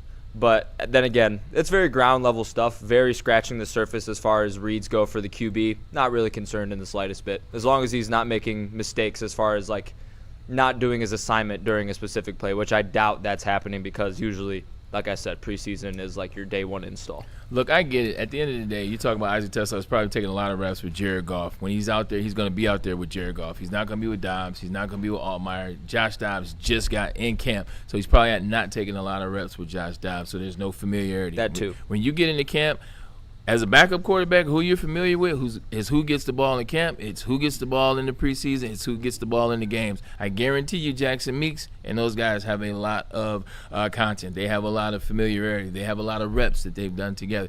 My only issue is if it's a young guy in which I realized I drafted last season, I don't even care about where you got him and what you did to get him. But when you got him, he wasn't a starter in college. He was a third receiver, played the slot, trying to figure out how to become a wide receiver. I would get him as many reps as I could. I would give him as many where he was the first option on plays so I can see what that looks like, so I can help him get into a rhythm for the season. Because one of these things in the NFL that is not talked about is coaching. Coaching in the NFL is different than coaching in college. When you're coaching in college, you are teaching a player how to play the position. You are breaking down the specifics. You are going through the drills. You are doing the things, almost holding their hand to a certain point until they just take off and do it on their own. They ain't doing that in the NFL. And a lot of these coaches that coach positions, they aren't even necessarily special at that position. They're just coaching it by trade. Scotty Montgomery, he played wide receiver in the NFL. He played wide receiver at Duke. But how is he as a wide receivers coach? Antoine Randall, you saw the growth of the wide receivers here for 4 years under Antoine Randall. Last season, though, Antoine Randall, you started to see drops. You started to see MAs. You started to see some of those things happen at the wide receiver position. I wonder, is that a catalyst? Because Amon-Ra St. Brown, as good as he is not your coach.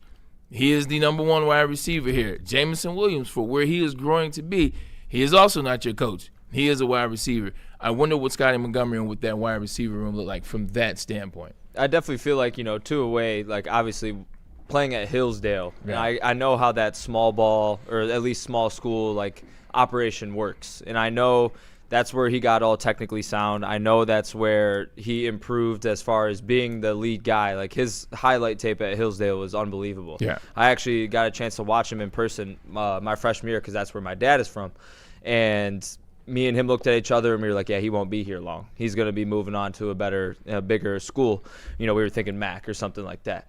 But he ended up finishing out his time there and then transferring to the SEC, which is more of an NFL style of coaching as far as like you should be expected to know, what you've obviously learned throughout his time at Hillsdale. But J-Mo went to the SEC and he was at Alabama. Meanwhile, he's still figuring out to play wide receiver. Much better to that point, but same thing, point click. Yeah, it's still not – the levels are still they're obviously, you know what I'm saying, but Arkansas is a way higher level than it is at Hillsdale. But at the same time, we've seen what he's done with the opportunities as far as Tesla goes. Like last preseason, he was lighting it up. They let him get in a rhythm early, and they were giving him the ball early, giving him many opportunities to go out there and prove why they moved up to get him.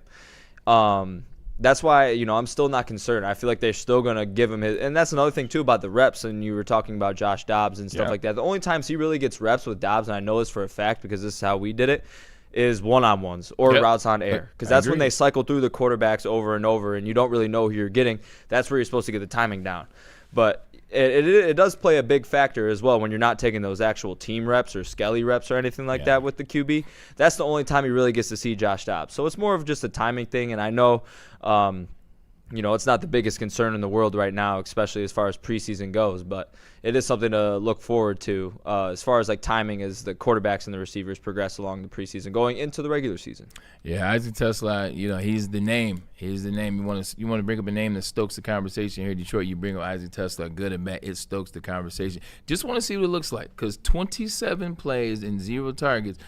I don't care who's the quarterback, just it's slightly alarming. It's just an eyesore. Well, there you go. I like that. It's I would agree, but I guess I'm a little bit more concerned because like when we look at his preseason last year, like he was putting up really good, nice numbers. Like I have him right here. First preseason game, 2 catches, 46 yards. Second preseason game, 2 catches, 19 yards and a touchdown. 4 catches, 41 yards and a touchdown. 2 catches, 41 yards and a touchdown. I just think that is putting up like legitimate numbers as what you were eventually brought in to be a wide receiver 4. Like now you're being asked to be a wide receiver 3. You're put on the outside more. And like the thing that is concerning for me, and when I watched him in the first half of this game, I saw him like not being able to get a lot of separation, and we're going to be asking him to get on the field and be a starting wide receiver, our starting X, and I just question if that is if he's going to be able to fill that role in as much as we need him to, because he's a jump ball threat and he's good at contested catches, but I expected the route running and the separation to be better than it is at this current form for what he looked like at the end of last year in the regular season. For me, in terms of the nervousness, and Anson, as I bring it over to you, is having that conversation. I said slightly, but what that slightly is, it's hinged off of that. Last year, you got a guy that he's not thinking he's the number 3 or the number 4, whatever. He's just trying to make the team. He's just going. He's just operating. He doesn't know what he doesn't know. Now you put him in a situation where he's making one-hand catches. Now you put expectations on him. Now you say that he's part of a trio. Now you got him saying that they're the best trio in the NFL. Now the expectation level has gone up. I need to see catches. I need to see route running. I need to see the tree. I need to see understanding. I need to see you be able to move from positions, X to Y, X to Z, etc. Now that there's expectations, sometimes that's when people take a step back. Because when there's expectation online, there's a little bit of pressure. That's all I'm saying. Well, this is pretty interesting because the first game, you can talk about him being put out there to be the number 1 and to see how he could adjust to running a lot of different routes on the tree, something that wasn't asked of him last year. And, well, for the large part, he failed. 17 snaps, 11 routes run, had 3 targets at him. 1 goes off his helmet for a turnover, right? But what was he used for last year when he was actually on the field? And now a bunch of us are going to point to, well, when he's the number 3 guy out there, he's going to have less attention. He'll be asked to run less, comprehensive routes and things like that. And all of those are true. But I think that the Lions tried something in week 1, realized he wasn't ready yet, and made a very big adjustment because he actually wasn't on more snaps in week 2, 27 of those. He only ran 6 routes on 27 snaps, okay? You're talking about, what is that, 22% versus more than 50% in week 1. So they started using him how they plan to use him. Like they did last year, mauling bodies down the field because he can put you on your ass as a blocker. And then they're going to save him for those big moments, those jump balls, those red zone moments. He's not ready yet. I threw out a crazy fantasy a month ago saying maybe that this guy ends up being your actual X. He is not at the level by any means that J-Mo is. And you guys talk about separation. This guy's not generating an ounce of the separation in compared to what J-Mo creates. J-Mo's a better route runner. He's a more complete wide receiver. And any notion that this kid might have a chance to pass J-Mo this year is dead and buried. And not just from the performance I've seen, but how they used him in game 2. This guy's not going to get a high volume of passes his way. He's going to have a high volume of pancake blocks on smaller corners, and he's going to get some touchdowns in the red zone, some jump ball opportunities on 3rd down. You're not going to see a lot of creativity for him in terms of running routes and things like that. They'll get him the ball, but those expectations, like the people that are drafting him in the top 12 rounds, that was you a minute ago. Crazy. It was. I'm putting it back on myself. A minute ago. I'm not drafting him. I never said that, but I do believe. I thought for a minute maybe he was replacing J-Mo. Well, I thought that he has the skills and the size to be your prototypical X on this team. He does not have the polish yet, and he's at least a year away, in my opinion. Maybe we see a lot of growth out of him the way we did throughout the season out of J-Mo last year, but this usage is very telling. Justin, close to the number 4 receiver right now, or number 3 receiver right now for Isaac Tesla? Ooh, because there is a guy lurking in the wings. I think Greg you're right Dortch. on that. I think you're right on that too, B. You haven't seen Dortch play that often. Nope. I think that they know what they have with him. He's Petzing's Good point. guy. Good point. And I really think that they're going to lean more tight end, and some tight end usage is going to get taken away from Tesla as well. I think that the snap share is going to be very specialized.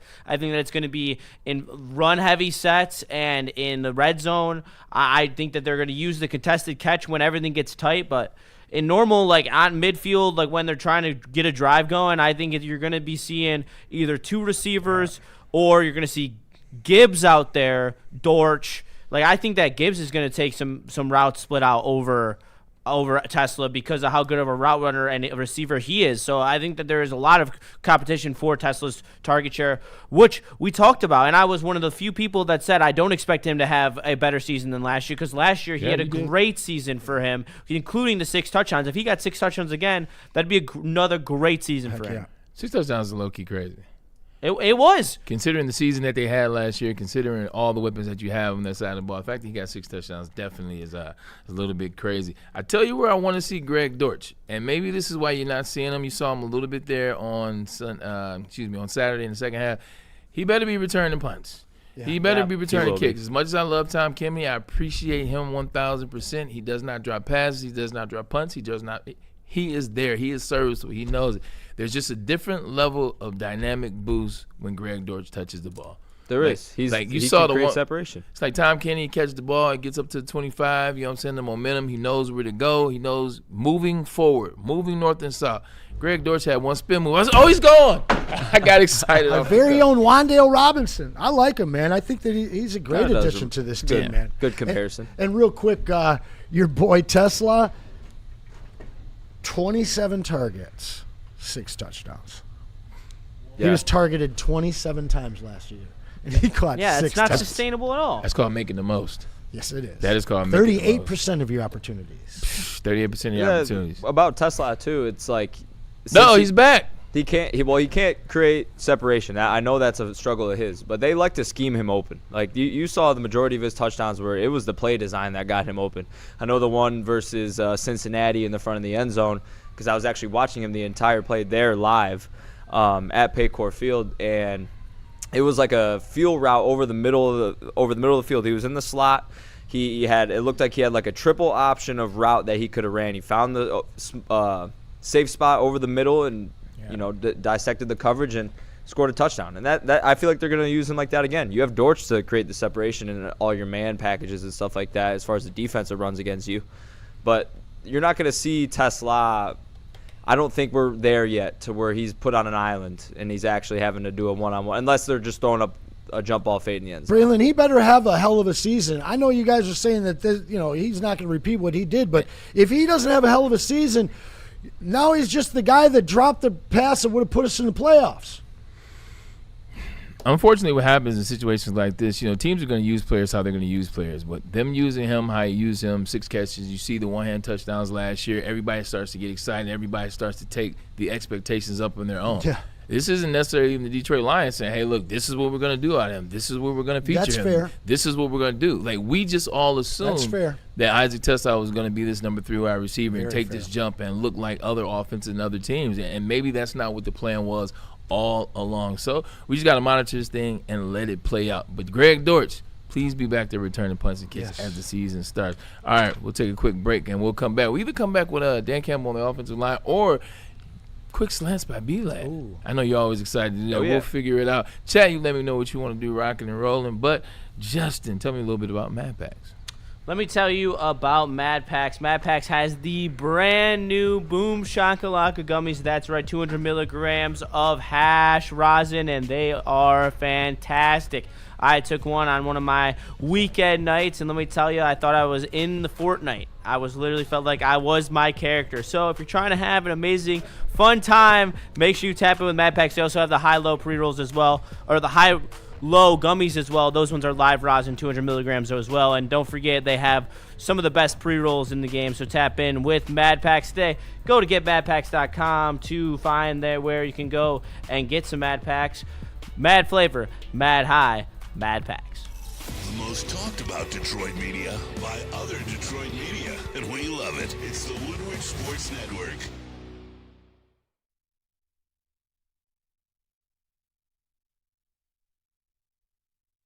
It is Joey with Woodward Sports, and in 2017, I trusted Dr. Yelda with my eyes, and it was the best decision I've ever made. No more glasses or contacts, just clear vision every single day. Hi, I'm Darren McCarty, 4-time Stanley Cup champion. If I had LASIK back in the day, I probably would have won 8 Stanley Cups. So if you're thinking about LASIK, do it now. Tell them, Doc. Come see me. You have nothing to lose. It's a free consultation. For a limited time, LASIK only $19.99 per eye. Call Yeldo Eye Center. Let them know Woodward Sports sent you. But please don't wait like I did. Call them now.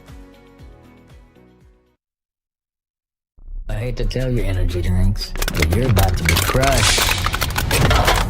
Thrive nootropic energy pouches are here to change the game by delivering steady, focused performance in a clean white pouch for a fraction of the cost. And unlike other brands, Thrive comes from an American company that's been leading the way for over 30 years. So stop drinking gut rot energy drinks and why don't you thrive for a change? It's just better.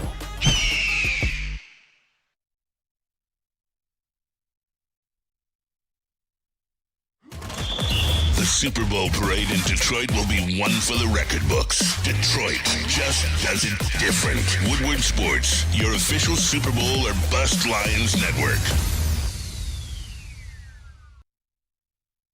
ADTV's wall to wall, 22 beers on tap. This is the place to be. It is Art and Jake's, or A&J as they go by on the mobile app. Now, when you pull up, the atmosphere is electric. Now that the football season's here, everybody wants to show up and show out. Whether it's Monday night, Thursday night, Saturday, Sunday, it does not matter. This is the place to be, Art and Jake's. And the menu matches up as well.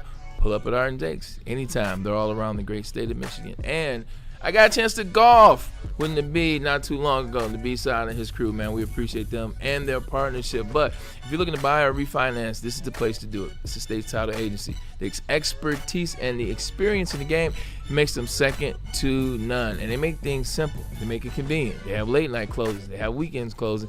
They make it easy for you. For all your title needs, look no further than Mr. D's. Dan Campbell video. I thought we moved him up front with the O-line. You know, there was obviously a few times we whiffed. We didn't target right. But when we were locked in, I thought, man, we moved the line of scrimmage, and so that was good. We have a lot of things to clean up. There was still some slop in there that we got to clean up, but it's a good job of winning the game, man. You know, we played in all three phases and finished that game being able to take a knee, and that's there's no better play football. That is your fearless leader, Dan Campbell, talking about the Detroit Lions win this past Saturday against the Commanders. And he's absolutely right. There is no better feeling than being able to take a knee. Like, that means you have the game well in hand and you ended it on your own terms. But he's talking about that offensive line. It's funny thinking back to 21, 22, 23, 24, going into 25. All we talked about was the defensive line and what the defensive line could be, because there was no need to talk about that offensive line. But the last 18 months, that has definitely changed. What did you see out of the Lions this past weekend what did you see out of the Lions as it relates to the offensive line? Because for me, in the passing game, I saw some missteps. I saw some mishaps. I saw some guys get beat. I saw quarterbacks that are mobile and Dobbs and Altmaier be able to get out of the pocket because they're mobile and throw the ball down the field, so you don't necessarily it wasn't as effective. You didn't pay as much attention to it. But in the run game, they looked physical in the run game. They pushed them off the point at the point of attack. They mauled the guys a little bit. You saw some movement. You saw running backs being able to find some holes in there. So for me, I give them a B- in the run game, and I give them a C in the pass. Hey, I mean, as much as I gave peaks to the running back room, I could have given it to this offensive line. You're not out there with your anchor, with your all-world Penei Sewell. You still have some question marks. You're without your proposed starter at center, Cade Mays. So there's a lot of guys that are getting thrown together right there. And again, this is still a line, as Bray said, that everybody up and down, looking left to right, they're looking at a new guy next to them from what they were playing next to last year. You've got guys that largely were injured or backups that are fighting for some of these spots at center and at your guard spots. And largely you are creating holes and opportunities for your offense. Now, your quarterbacks haven't been able to highly capitalize, but your run game has been really darn good with a whole bunch of second, third, fourth, fifth stringers and replacement level players. Everyone has been able to find space. So the early going with backups and guys trying to fit together, some guys trying to, maybe seize that center position for the next 2 months. I'm very encouraged of what we've seen so far. I just can't wait until we see the starting five out there and some true consistency in week one. I think Penei Sewell is going to be really, really happy this year. I hope he is happy real year.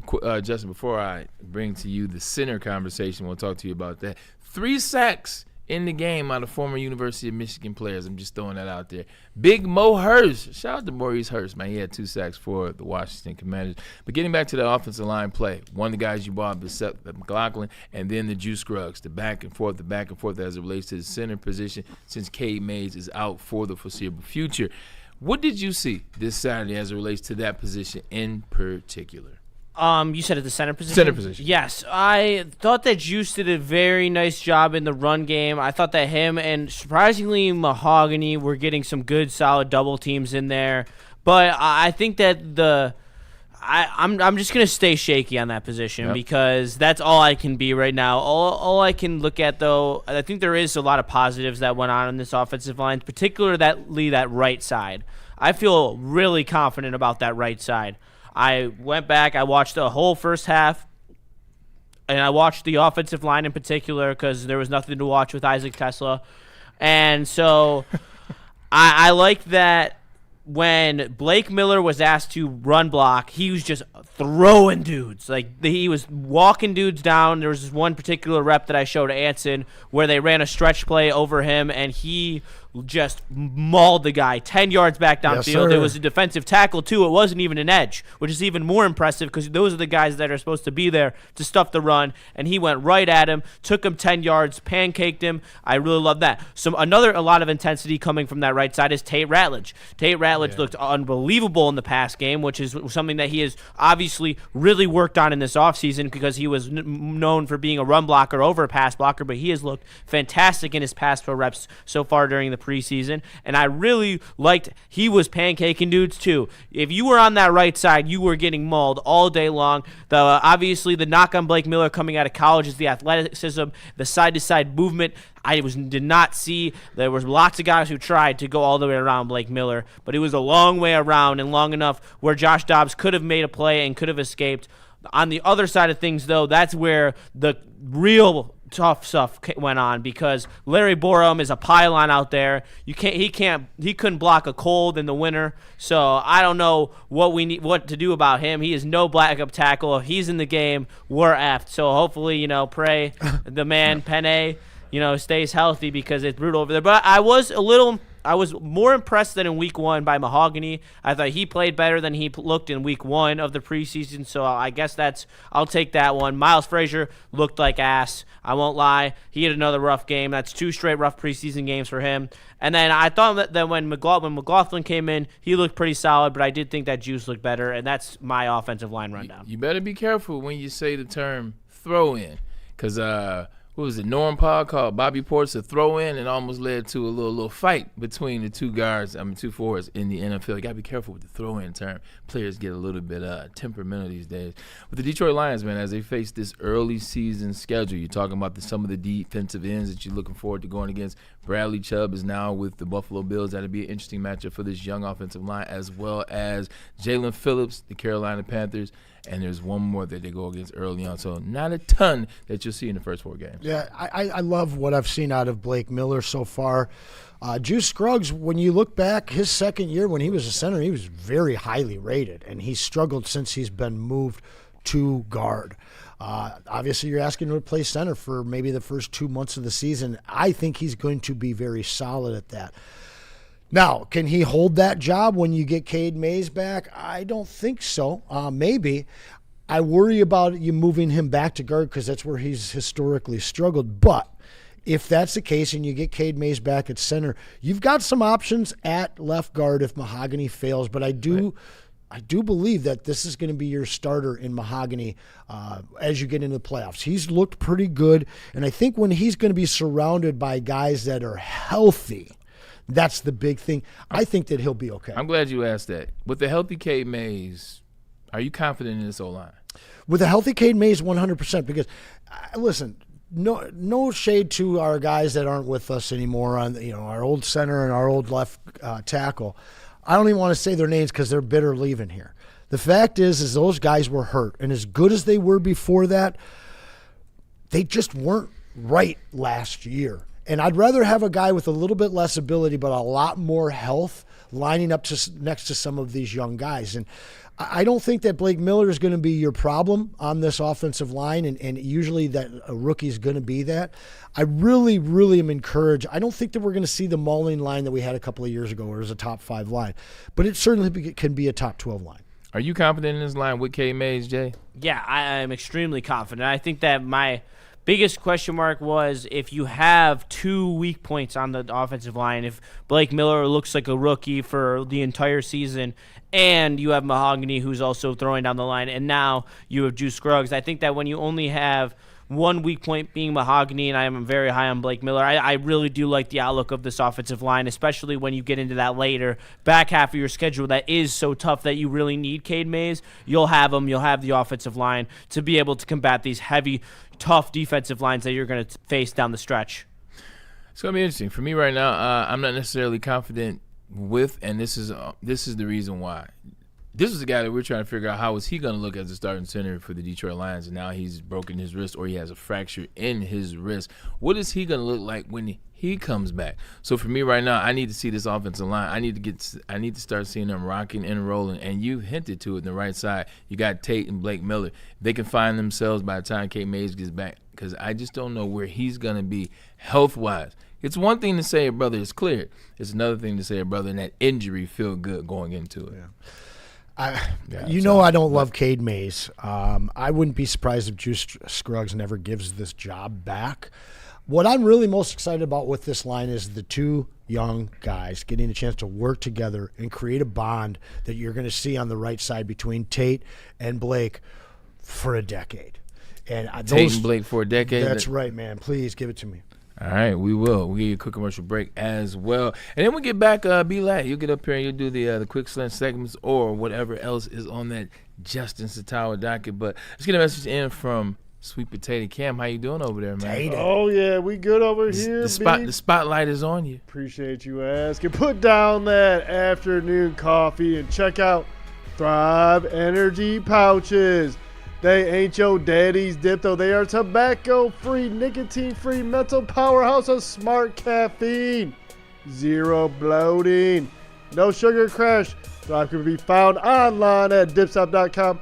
Remember to use that promo code WSN for 15% off your entire order. Found exclusively at all Market Fresh and Market Square locations. Thrive Clean Energy. They flip it work, y'all. The most talked about Detroit media by other Detroit media, and we love it. It's the Woodward Sports Network. It's game on at Art and Jake's. Wings, burgers, pizza, and ice-cold drinks served up with attention to detail. Wall-to-wall TVs, great service, and a vibe that keeps your crew coming back. Art and Jake's, a sports bar setting with a fine dining flavor. You know how some things are so good they should be world famous, but they're not? Our house-made vinaigrette is one of those things. And the antipasto salad, we drizzle it over. Same with our hand-battered chicken tenders. Original recipe soups and pasta sauces. It's almost as if our original, world-famous Detroit-style pizza is mocking them. And that's not very nice. Experience summer in Detroit with pro soccer at Keyworth Stadium. Every Detroit City FC match brings a new reason to show up early and stay late. Tickets available now at DebtCityFC.com. You know I love Loom. I get excited for this read because I love Loom. There's 40 locations. You can learn more about them at one of those locations or at Loom.com, and we want to save you 30% off your entire order when you do so. And Loom wants to hook you up your first 3 visits with some free stuff too. So get online, check out Loom.com, or make it real easy on yourself. Just scan that QR code above my head. When you get there, that WSN 30, you want to make sure that's in there, and that's going to save you the 30%. You can also mention it in person. Tell them you were watching Woodward Sports. Maybe head on to their Berkeley location at 12 and Woodward and say, "Where's MJ? I want to meet MJ." All of their staff is amazing, very helpful, very knowledgeable, and I love their dispensary. Super clean and great products. So check them out at Loom.com. Man, who is the most underrated NBA great? I know I switched topics and welcome you back to the show. Who's Isaiah? If you would have told me Isaiah before The Last Dance and before the documentary, not documentary, before the podcast review that he went on, where he went on everybody's podcast, everybody got the information out there. I don't think it's Isaiah anymore. I feel like Isaiah He's got a little bit of shine, eh? He more than a little bit. Like Isaiah gets it. I agree, but I think now he's gotten his just due and The Last Dance started it, because I think it forced a lot of people to be like, damn, like Zeke and them really were holding Jordan back. So I think inadvertently he got his shine from that, and then he went on the tour. That's the word I was looking for. But who would be an NBA great that's underrated? Pete Maravich. What about you, B-Lad, before we get back into it? And then you, Justin. I got a guy. It's only one name that comes to mind. Who do you have? Hakeem Olajuwon.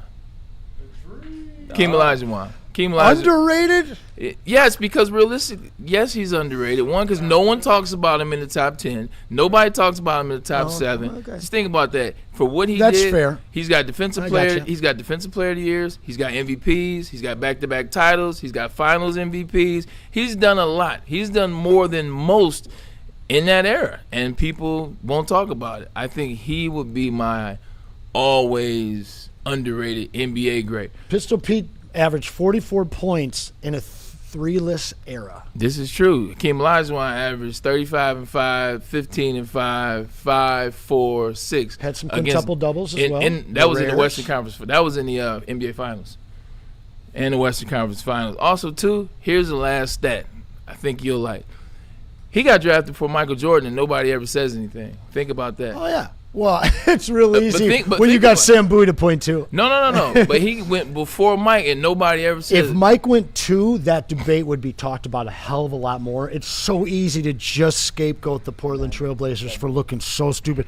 I read an article just last night about Bobby Knight and how hard he pressed, because I guess the owner of the Trailblazers at the time was a good friend of his, and he had just coached him at the '84 Olympics, and he's like, man, you got to pick this kid. They went for the big guy, the oft-injured Kentucky Wildcat, Sam Bowie. I say that to say this: while you're not holding out, but while you're working on your deal, while you're trying to figure it out, you're trying to get the bag.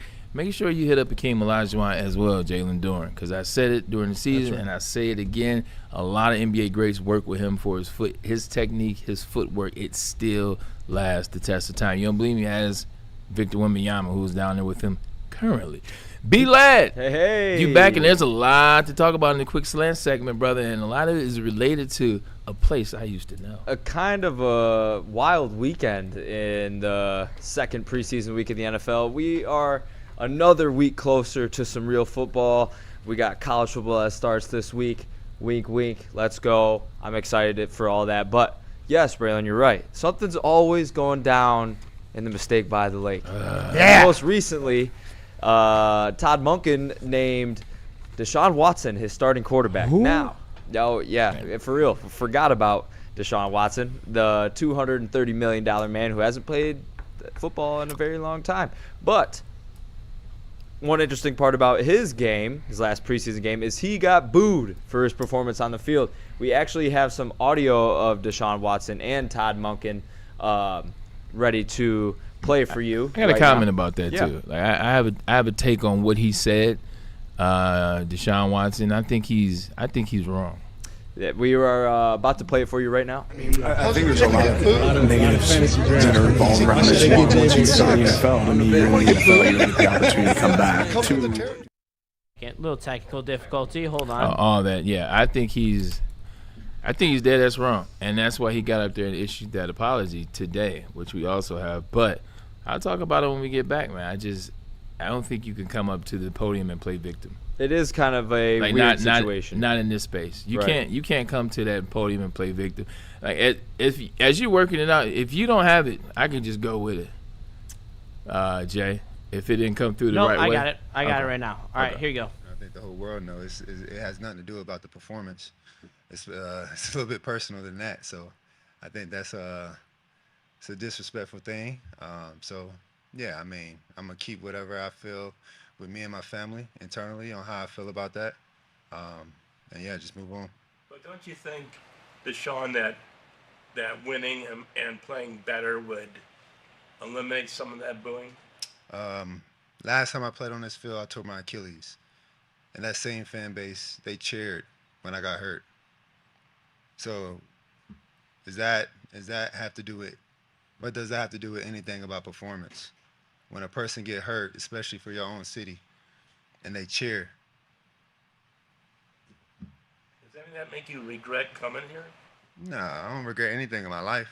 You know, I think the Lord put me through situations for a reason, so I don't regret anything at all. But, you know, I had different thoughts on how it was going to be. But, you know, it is what it is. You know, sometimes, you know, the tables turn. And I'm patient enough because I'm a child of God to, you know, wait for that time to change. So I'm not tripping on it. I'm a child of God too, man. I appreciate when individuals say that, but don't use God in this space because this has nothing to do with God. Look, I don't like this, and I'll start here. As it relates to getting hurt and people booing, inhumane.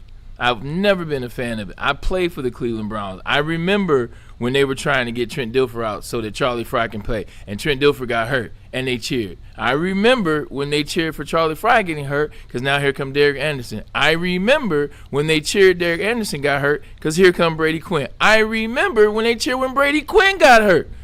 So 100%, I don't agree with that. I think it's all BS, and even you who got hurt tearing your Achilles, they shouldn't have booed you. I mean, they shouldn't have cheered for you in the form of boos. Never should you do that. With that being said, this past weekend, it had nothing to do with your off-the-field issues, which it should have. But remember, those same people that you're mad at right now, those same people that you like, they're talking about the off-the-field stuff. We know it has nothing to do with the field. No, it does have something to do with the field because you stink. And you stunk since you've been there.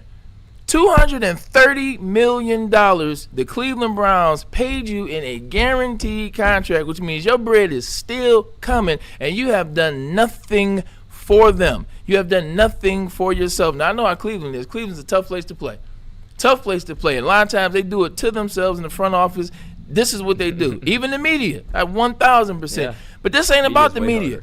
This ain't about them. This is about you. Since you have been there, you have done absolutely nothing but not be worth that contract that they signed you. Nothing. And so now you get up here and you play victim and you say, hey, they booing. They booing because you suck. They booing because you haven't put tape together. They're booing because your teammates don't like you. They're booing because you coming up here playing victim after they done paid you all this money. They're booing you because they know they still got to start you this year. They ain't want to start you. They want to start Shador. But as an owner, how the hell can I start anybody else? And I'm paying you $47 million this year, and I still owe you $125 million because you're getting it guaranteed. So for him to come up there talking about something, no. And if you want to say it's about that, you know how I know you're lying? Because when they signed Deshaun Watson to the Cleveland Browns, or when they made the trade and they made an announcement, the city of Cleveland knew you had 38 pending cases, and they cheered. They did cheer. They cheered because they were happy they had a new quarterback. You were coming off a 4,600-yard year with 30 touchdowns and 4 interceptions. They had the wave of the future. They cheered, and they knew what you had going on. Now, I don't know if you did it or not. 38 people sounds a little bit crazy. I don't know if you did it or not. They cheered for him, Anson. They didn't boo him then. They cheered for him, and he was happy. And then he sucked. And then he sucked again. And then he had some injuries. And then he told him he did. Do you remember him saying he didn't want to play? Do you remember that 2 years ago? Yeah. Cleared medical waiver. Cleared everything. Was cleared to go and flat out just said, you know what, I'm good. I'm not playing. That's why they booing you. They're not booing you because of the stuff that off the field, which they still forgot when you got there. So for him to come out here and play victim and, and the Lord, and trust me, I don't play with the Lord. Yeah, I know how I feel about the Lord. I'm not blaming the Lord. You cannot get up on this press conference and try to blame the fans when you have not showed up, you have not put on the effort, you have not tried, and legitimately, you pulled an Anthony Richardson twice. You legitimately said, I'm a healthy scratch. He was a healthy scratch. Twice. Yeah. You were a healthy scratch twice. No one should boo you. You got that Achilles injury last year. I'm glad you made it back. But from a Browns, from one former Brown to a soon-to-be former Brown, cut the shit. Cut the shit. No doubt about it. Yeah. And with that being said, B-Lad, what's your next slant? No.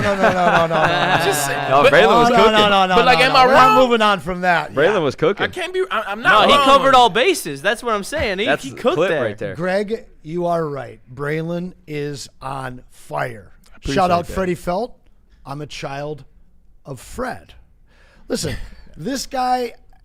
There's people in your life, Braylon, and as you get older, they're a maelstrom of drama and problems. There's always something. Yeah. But it's always somebody else's fault. And those people can never understand why they're booed in real life. Not all of us get to play in front of 40, 50,000 people to collectively boo us and remind us how bad we suck. Most people just have a few people at work and around your life that remind you suck. But it's their fault. Remember, that's how it works for people like Deshaun Watson. And to be quite honest with you, this marriage was inevitable because the Browns also suck. Facts. And the city sucks. I mean, it's a perfect marriage, guys. Come on. Yeah. At least you got Kinshawn Judkins, right? And also, too, I'm speaking from experience, man. Justin, you're right. We can wrap this up. This is the last thing. Look, I've been booed in Cleveland. I've been booed I've been booed in Cleveland. But the difference is as an All-Pro. But the difference is I understood it. When I got the boos, the 2008 season, I had 12 drops. I finished third in the NFL in drops. When they're booing and you're losing, guess what? You're right. Y'all right. Boos come. I ain't got nothing to say. I'm not going to come to the microphone and the podium and be like, oh, man, they booing because I went to Michigan. Man, knock it off. They booing you because you're not doing your job. They're booing you because the money was invested. Then they're booing you because more and more and more they're starting to see you really don't give up about them. Yeah, that's what it comes down These to. people make you really don't money. give. That's why people had to say, that was another part of the interview. They asked him, said, do you have any regrets? He was like, no, I don't regret anything. I mean, I thought it would have went a little different. They did too. Yeah, they got. You may not have regrets, and the reason why he don't have regrets is because he's got 125 still coming. That's why he don't have no regrets. Go ahead, Justin. True story. All right.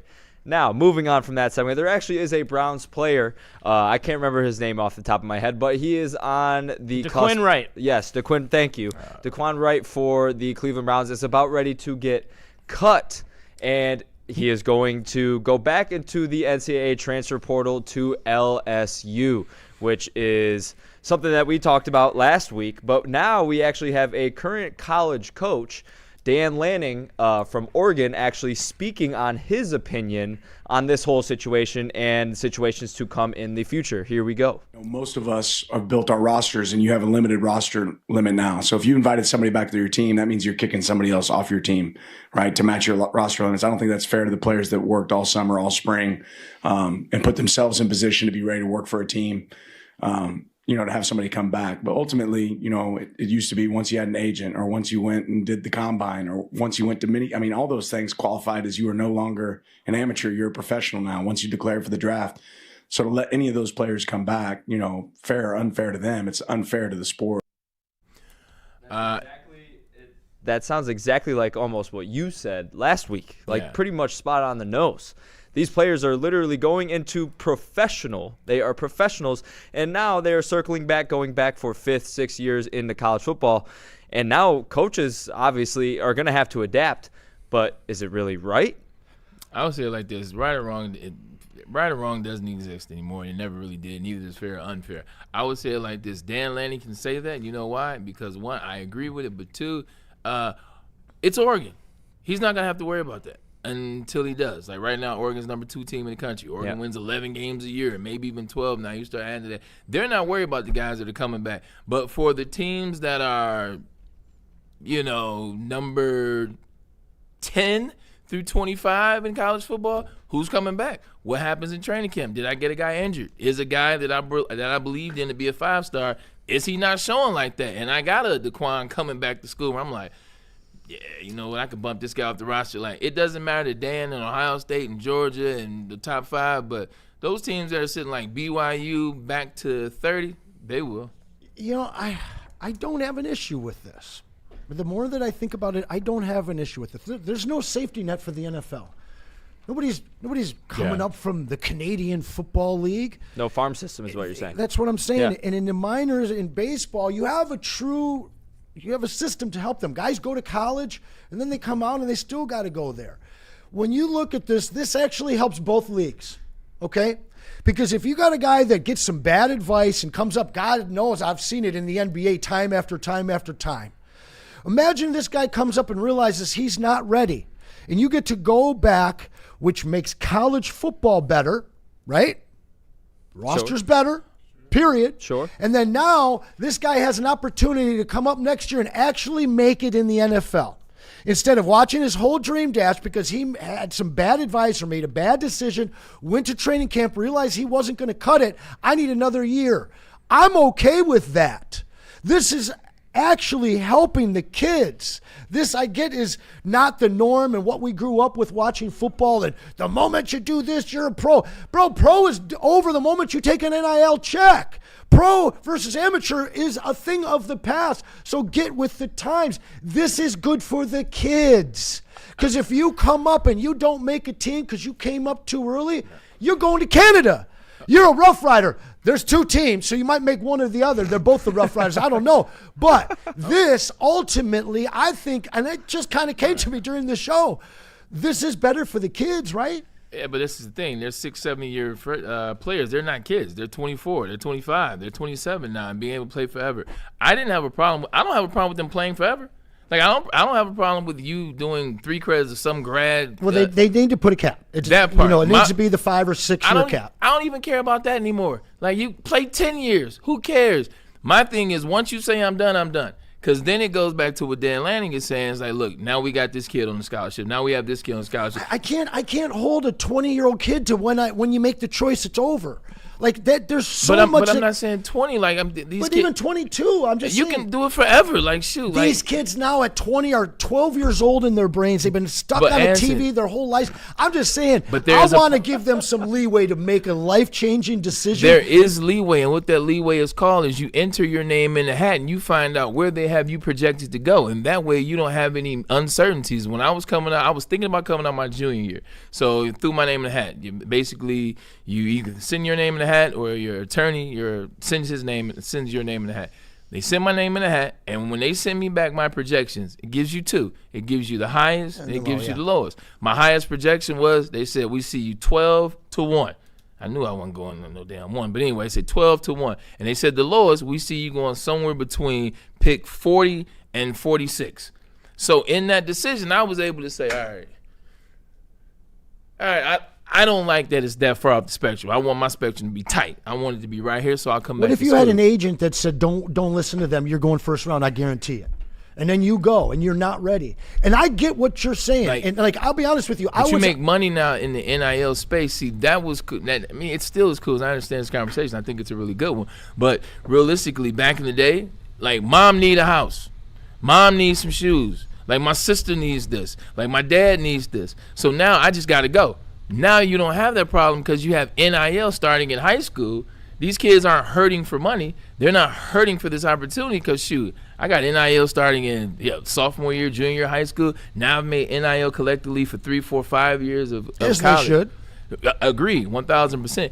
Now I don't have to just make a rush decision based on a necessity because I don't longer need to get to the league to feed these mouths. So I can take the best course of action. Look, I know we're up against it. We got to get a quick commercial break and get another read in, and we'll come back up, clean the show. I wasn't trying to cut you up, just trying to get this read in.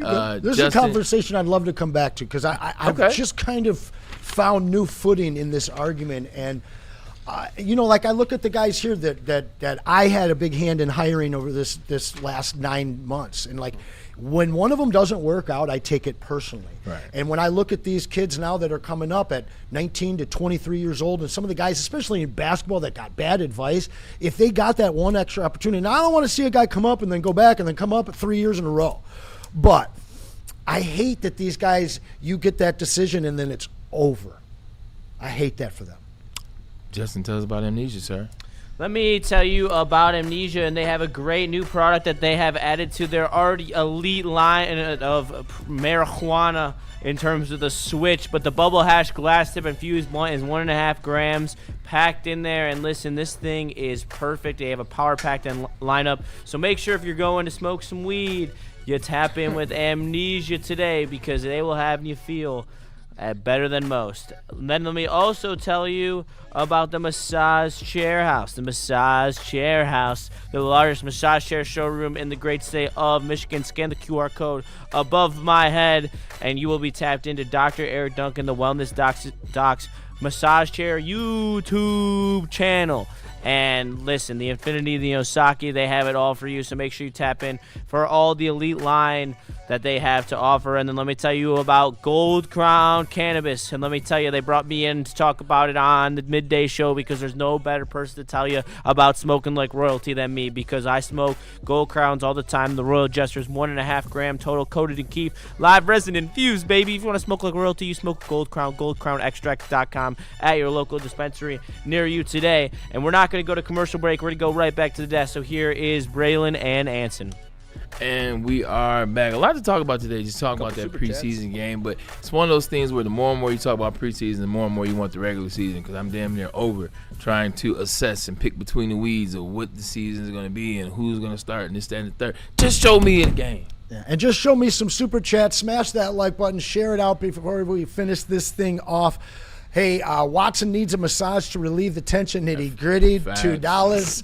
Right. And I know that hanging fruit. We've got some great mailbag topics that came in, but there's a topic that's been in the chat here, and Dante really wants to talk about it. He just asked again with $2. Braylon, please talk about the Jed York situation. Look, man, one thing about it, I played for the 49ers, so Jed York is the current owner. He took over for the DeBartolo family, and the DeBartolo family were owning them when they were winning championships. Yeah, this is tough, man. This is another one of those Bill Belichick at the spy houses situation. Busted for what? This is prostitution. Okay, because it just says busted. Oh no, it was prostitution. It was a prostitution sting in Ohio of all places. At a trailer park. It was in Ohio of all places. And changed his first name to John. John. But here's the thing. He got caught up in this prostitution ring in Ohio. He's the owner of the team. $5,000 bond. It'll probably be $100,000 fine from the NFL. It'll get swept under the rug and never talk about it again. Why are we still paying for ass? I don't get paid for ass. I will never get paid for ass. My man's a millionaire, billionaire. You own the team, dude. Just invite some girls up to the suite, dude. But when it's not in you, it's not in you. They got no game. $1 billion don't change who you are mentally. Small. It doesn't change who you are mentally. Like if you can't pull them, if you got no riz, true. Yeah, it's bad. If you can't pull them, you're gonna pay for them, and if you don't, you're gonna pay for them one or another. That's the truth, man. Paying for that's nonsensical. And he's an owner. This is just at 82, I'd pay for the Neapolitan. I mean, I see. We're gonna have a conversation off because I get it. I wouldn't. I get it. At 82. No, I'm talking about even Jed York. To a certain extent. No, man. What's he 58, 61? I'm just saying you gotta be smart about it. Yeah. Well, I mean, you just gotta be smart about it, bro. It was a network. It sounds like it's 32 owners. He wasn't not the only one. He wasn't hanging out on 8 Mile, man. He was picking them up through a network. He had a madam. There was a whole thing. It was a sting operation. Yeah. Hey, look, man. Sometimes you look for a good time, and sometimes a good time bites you in the ass. 49ers.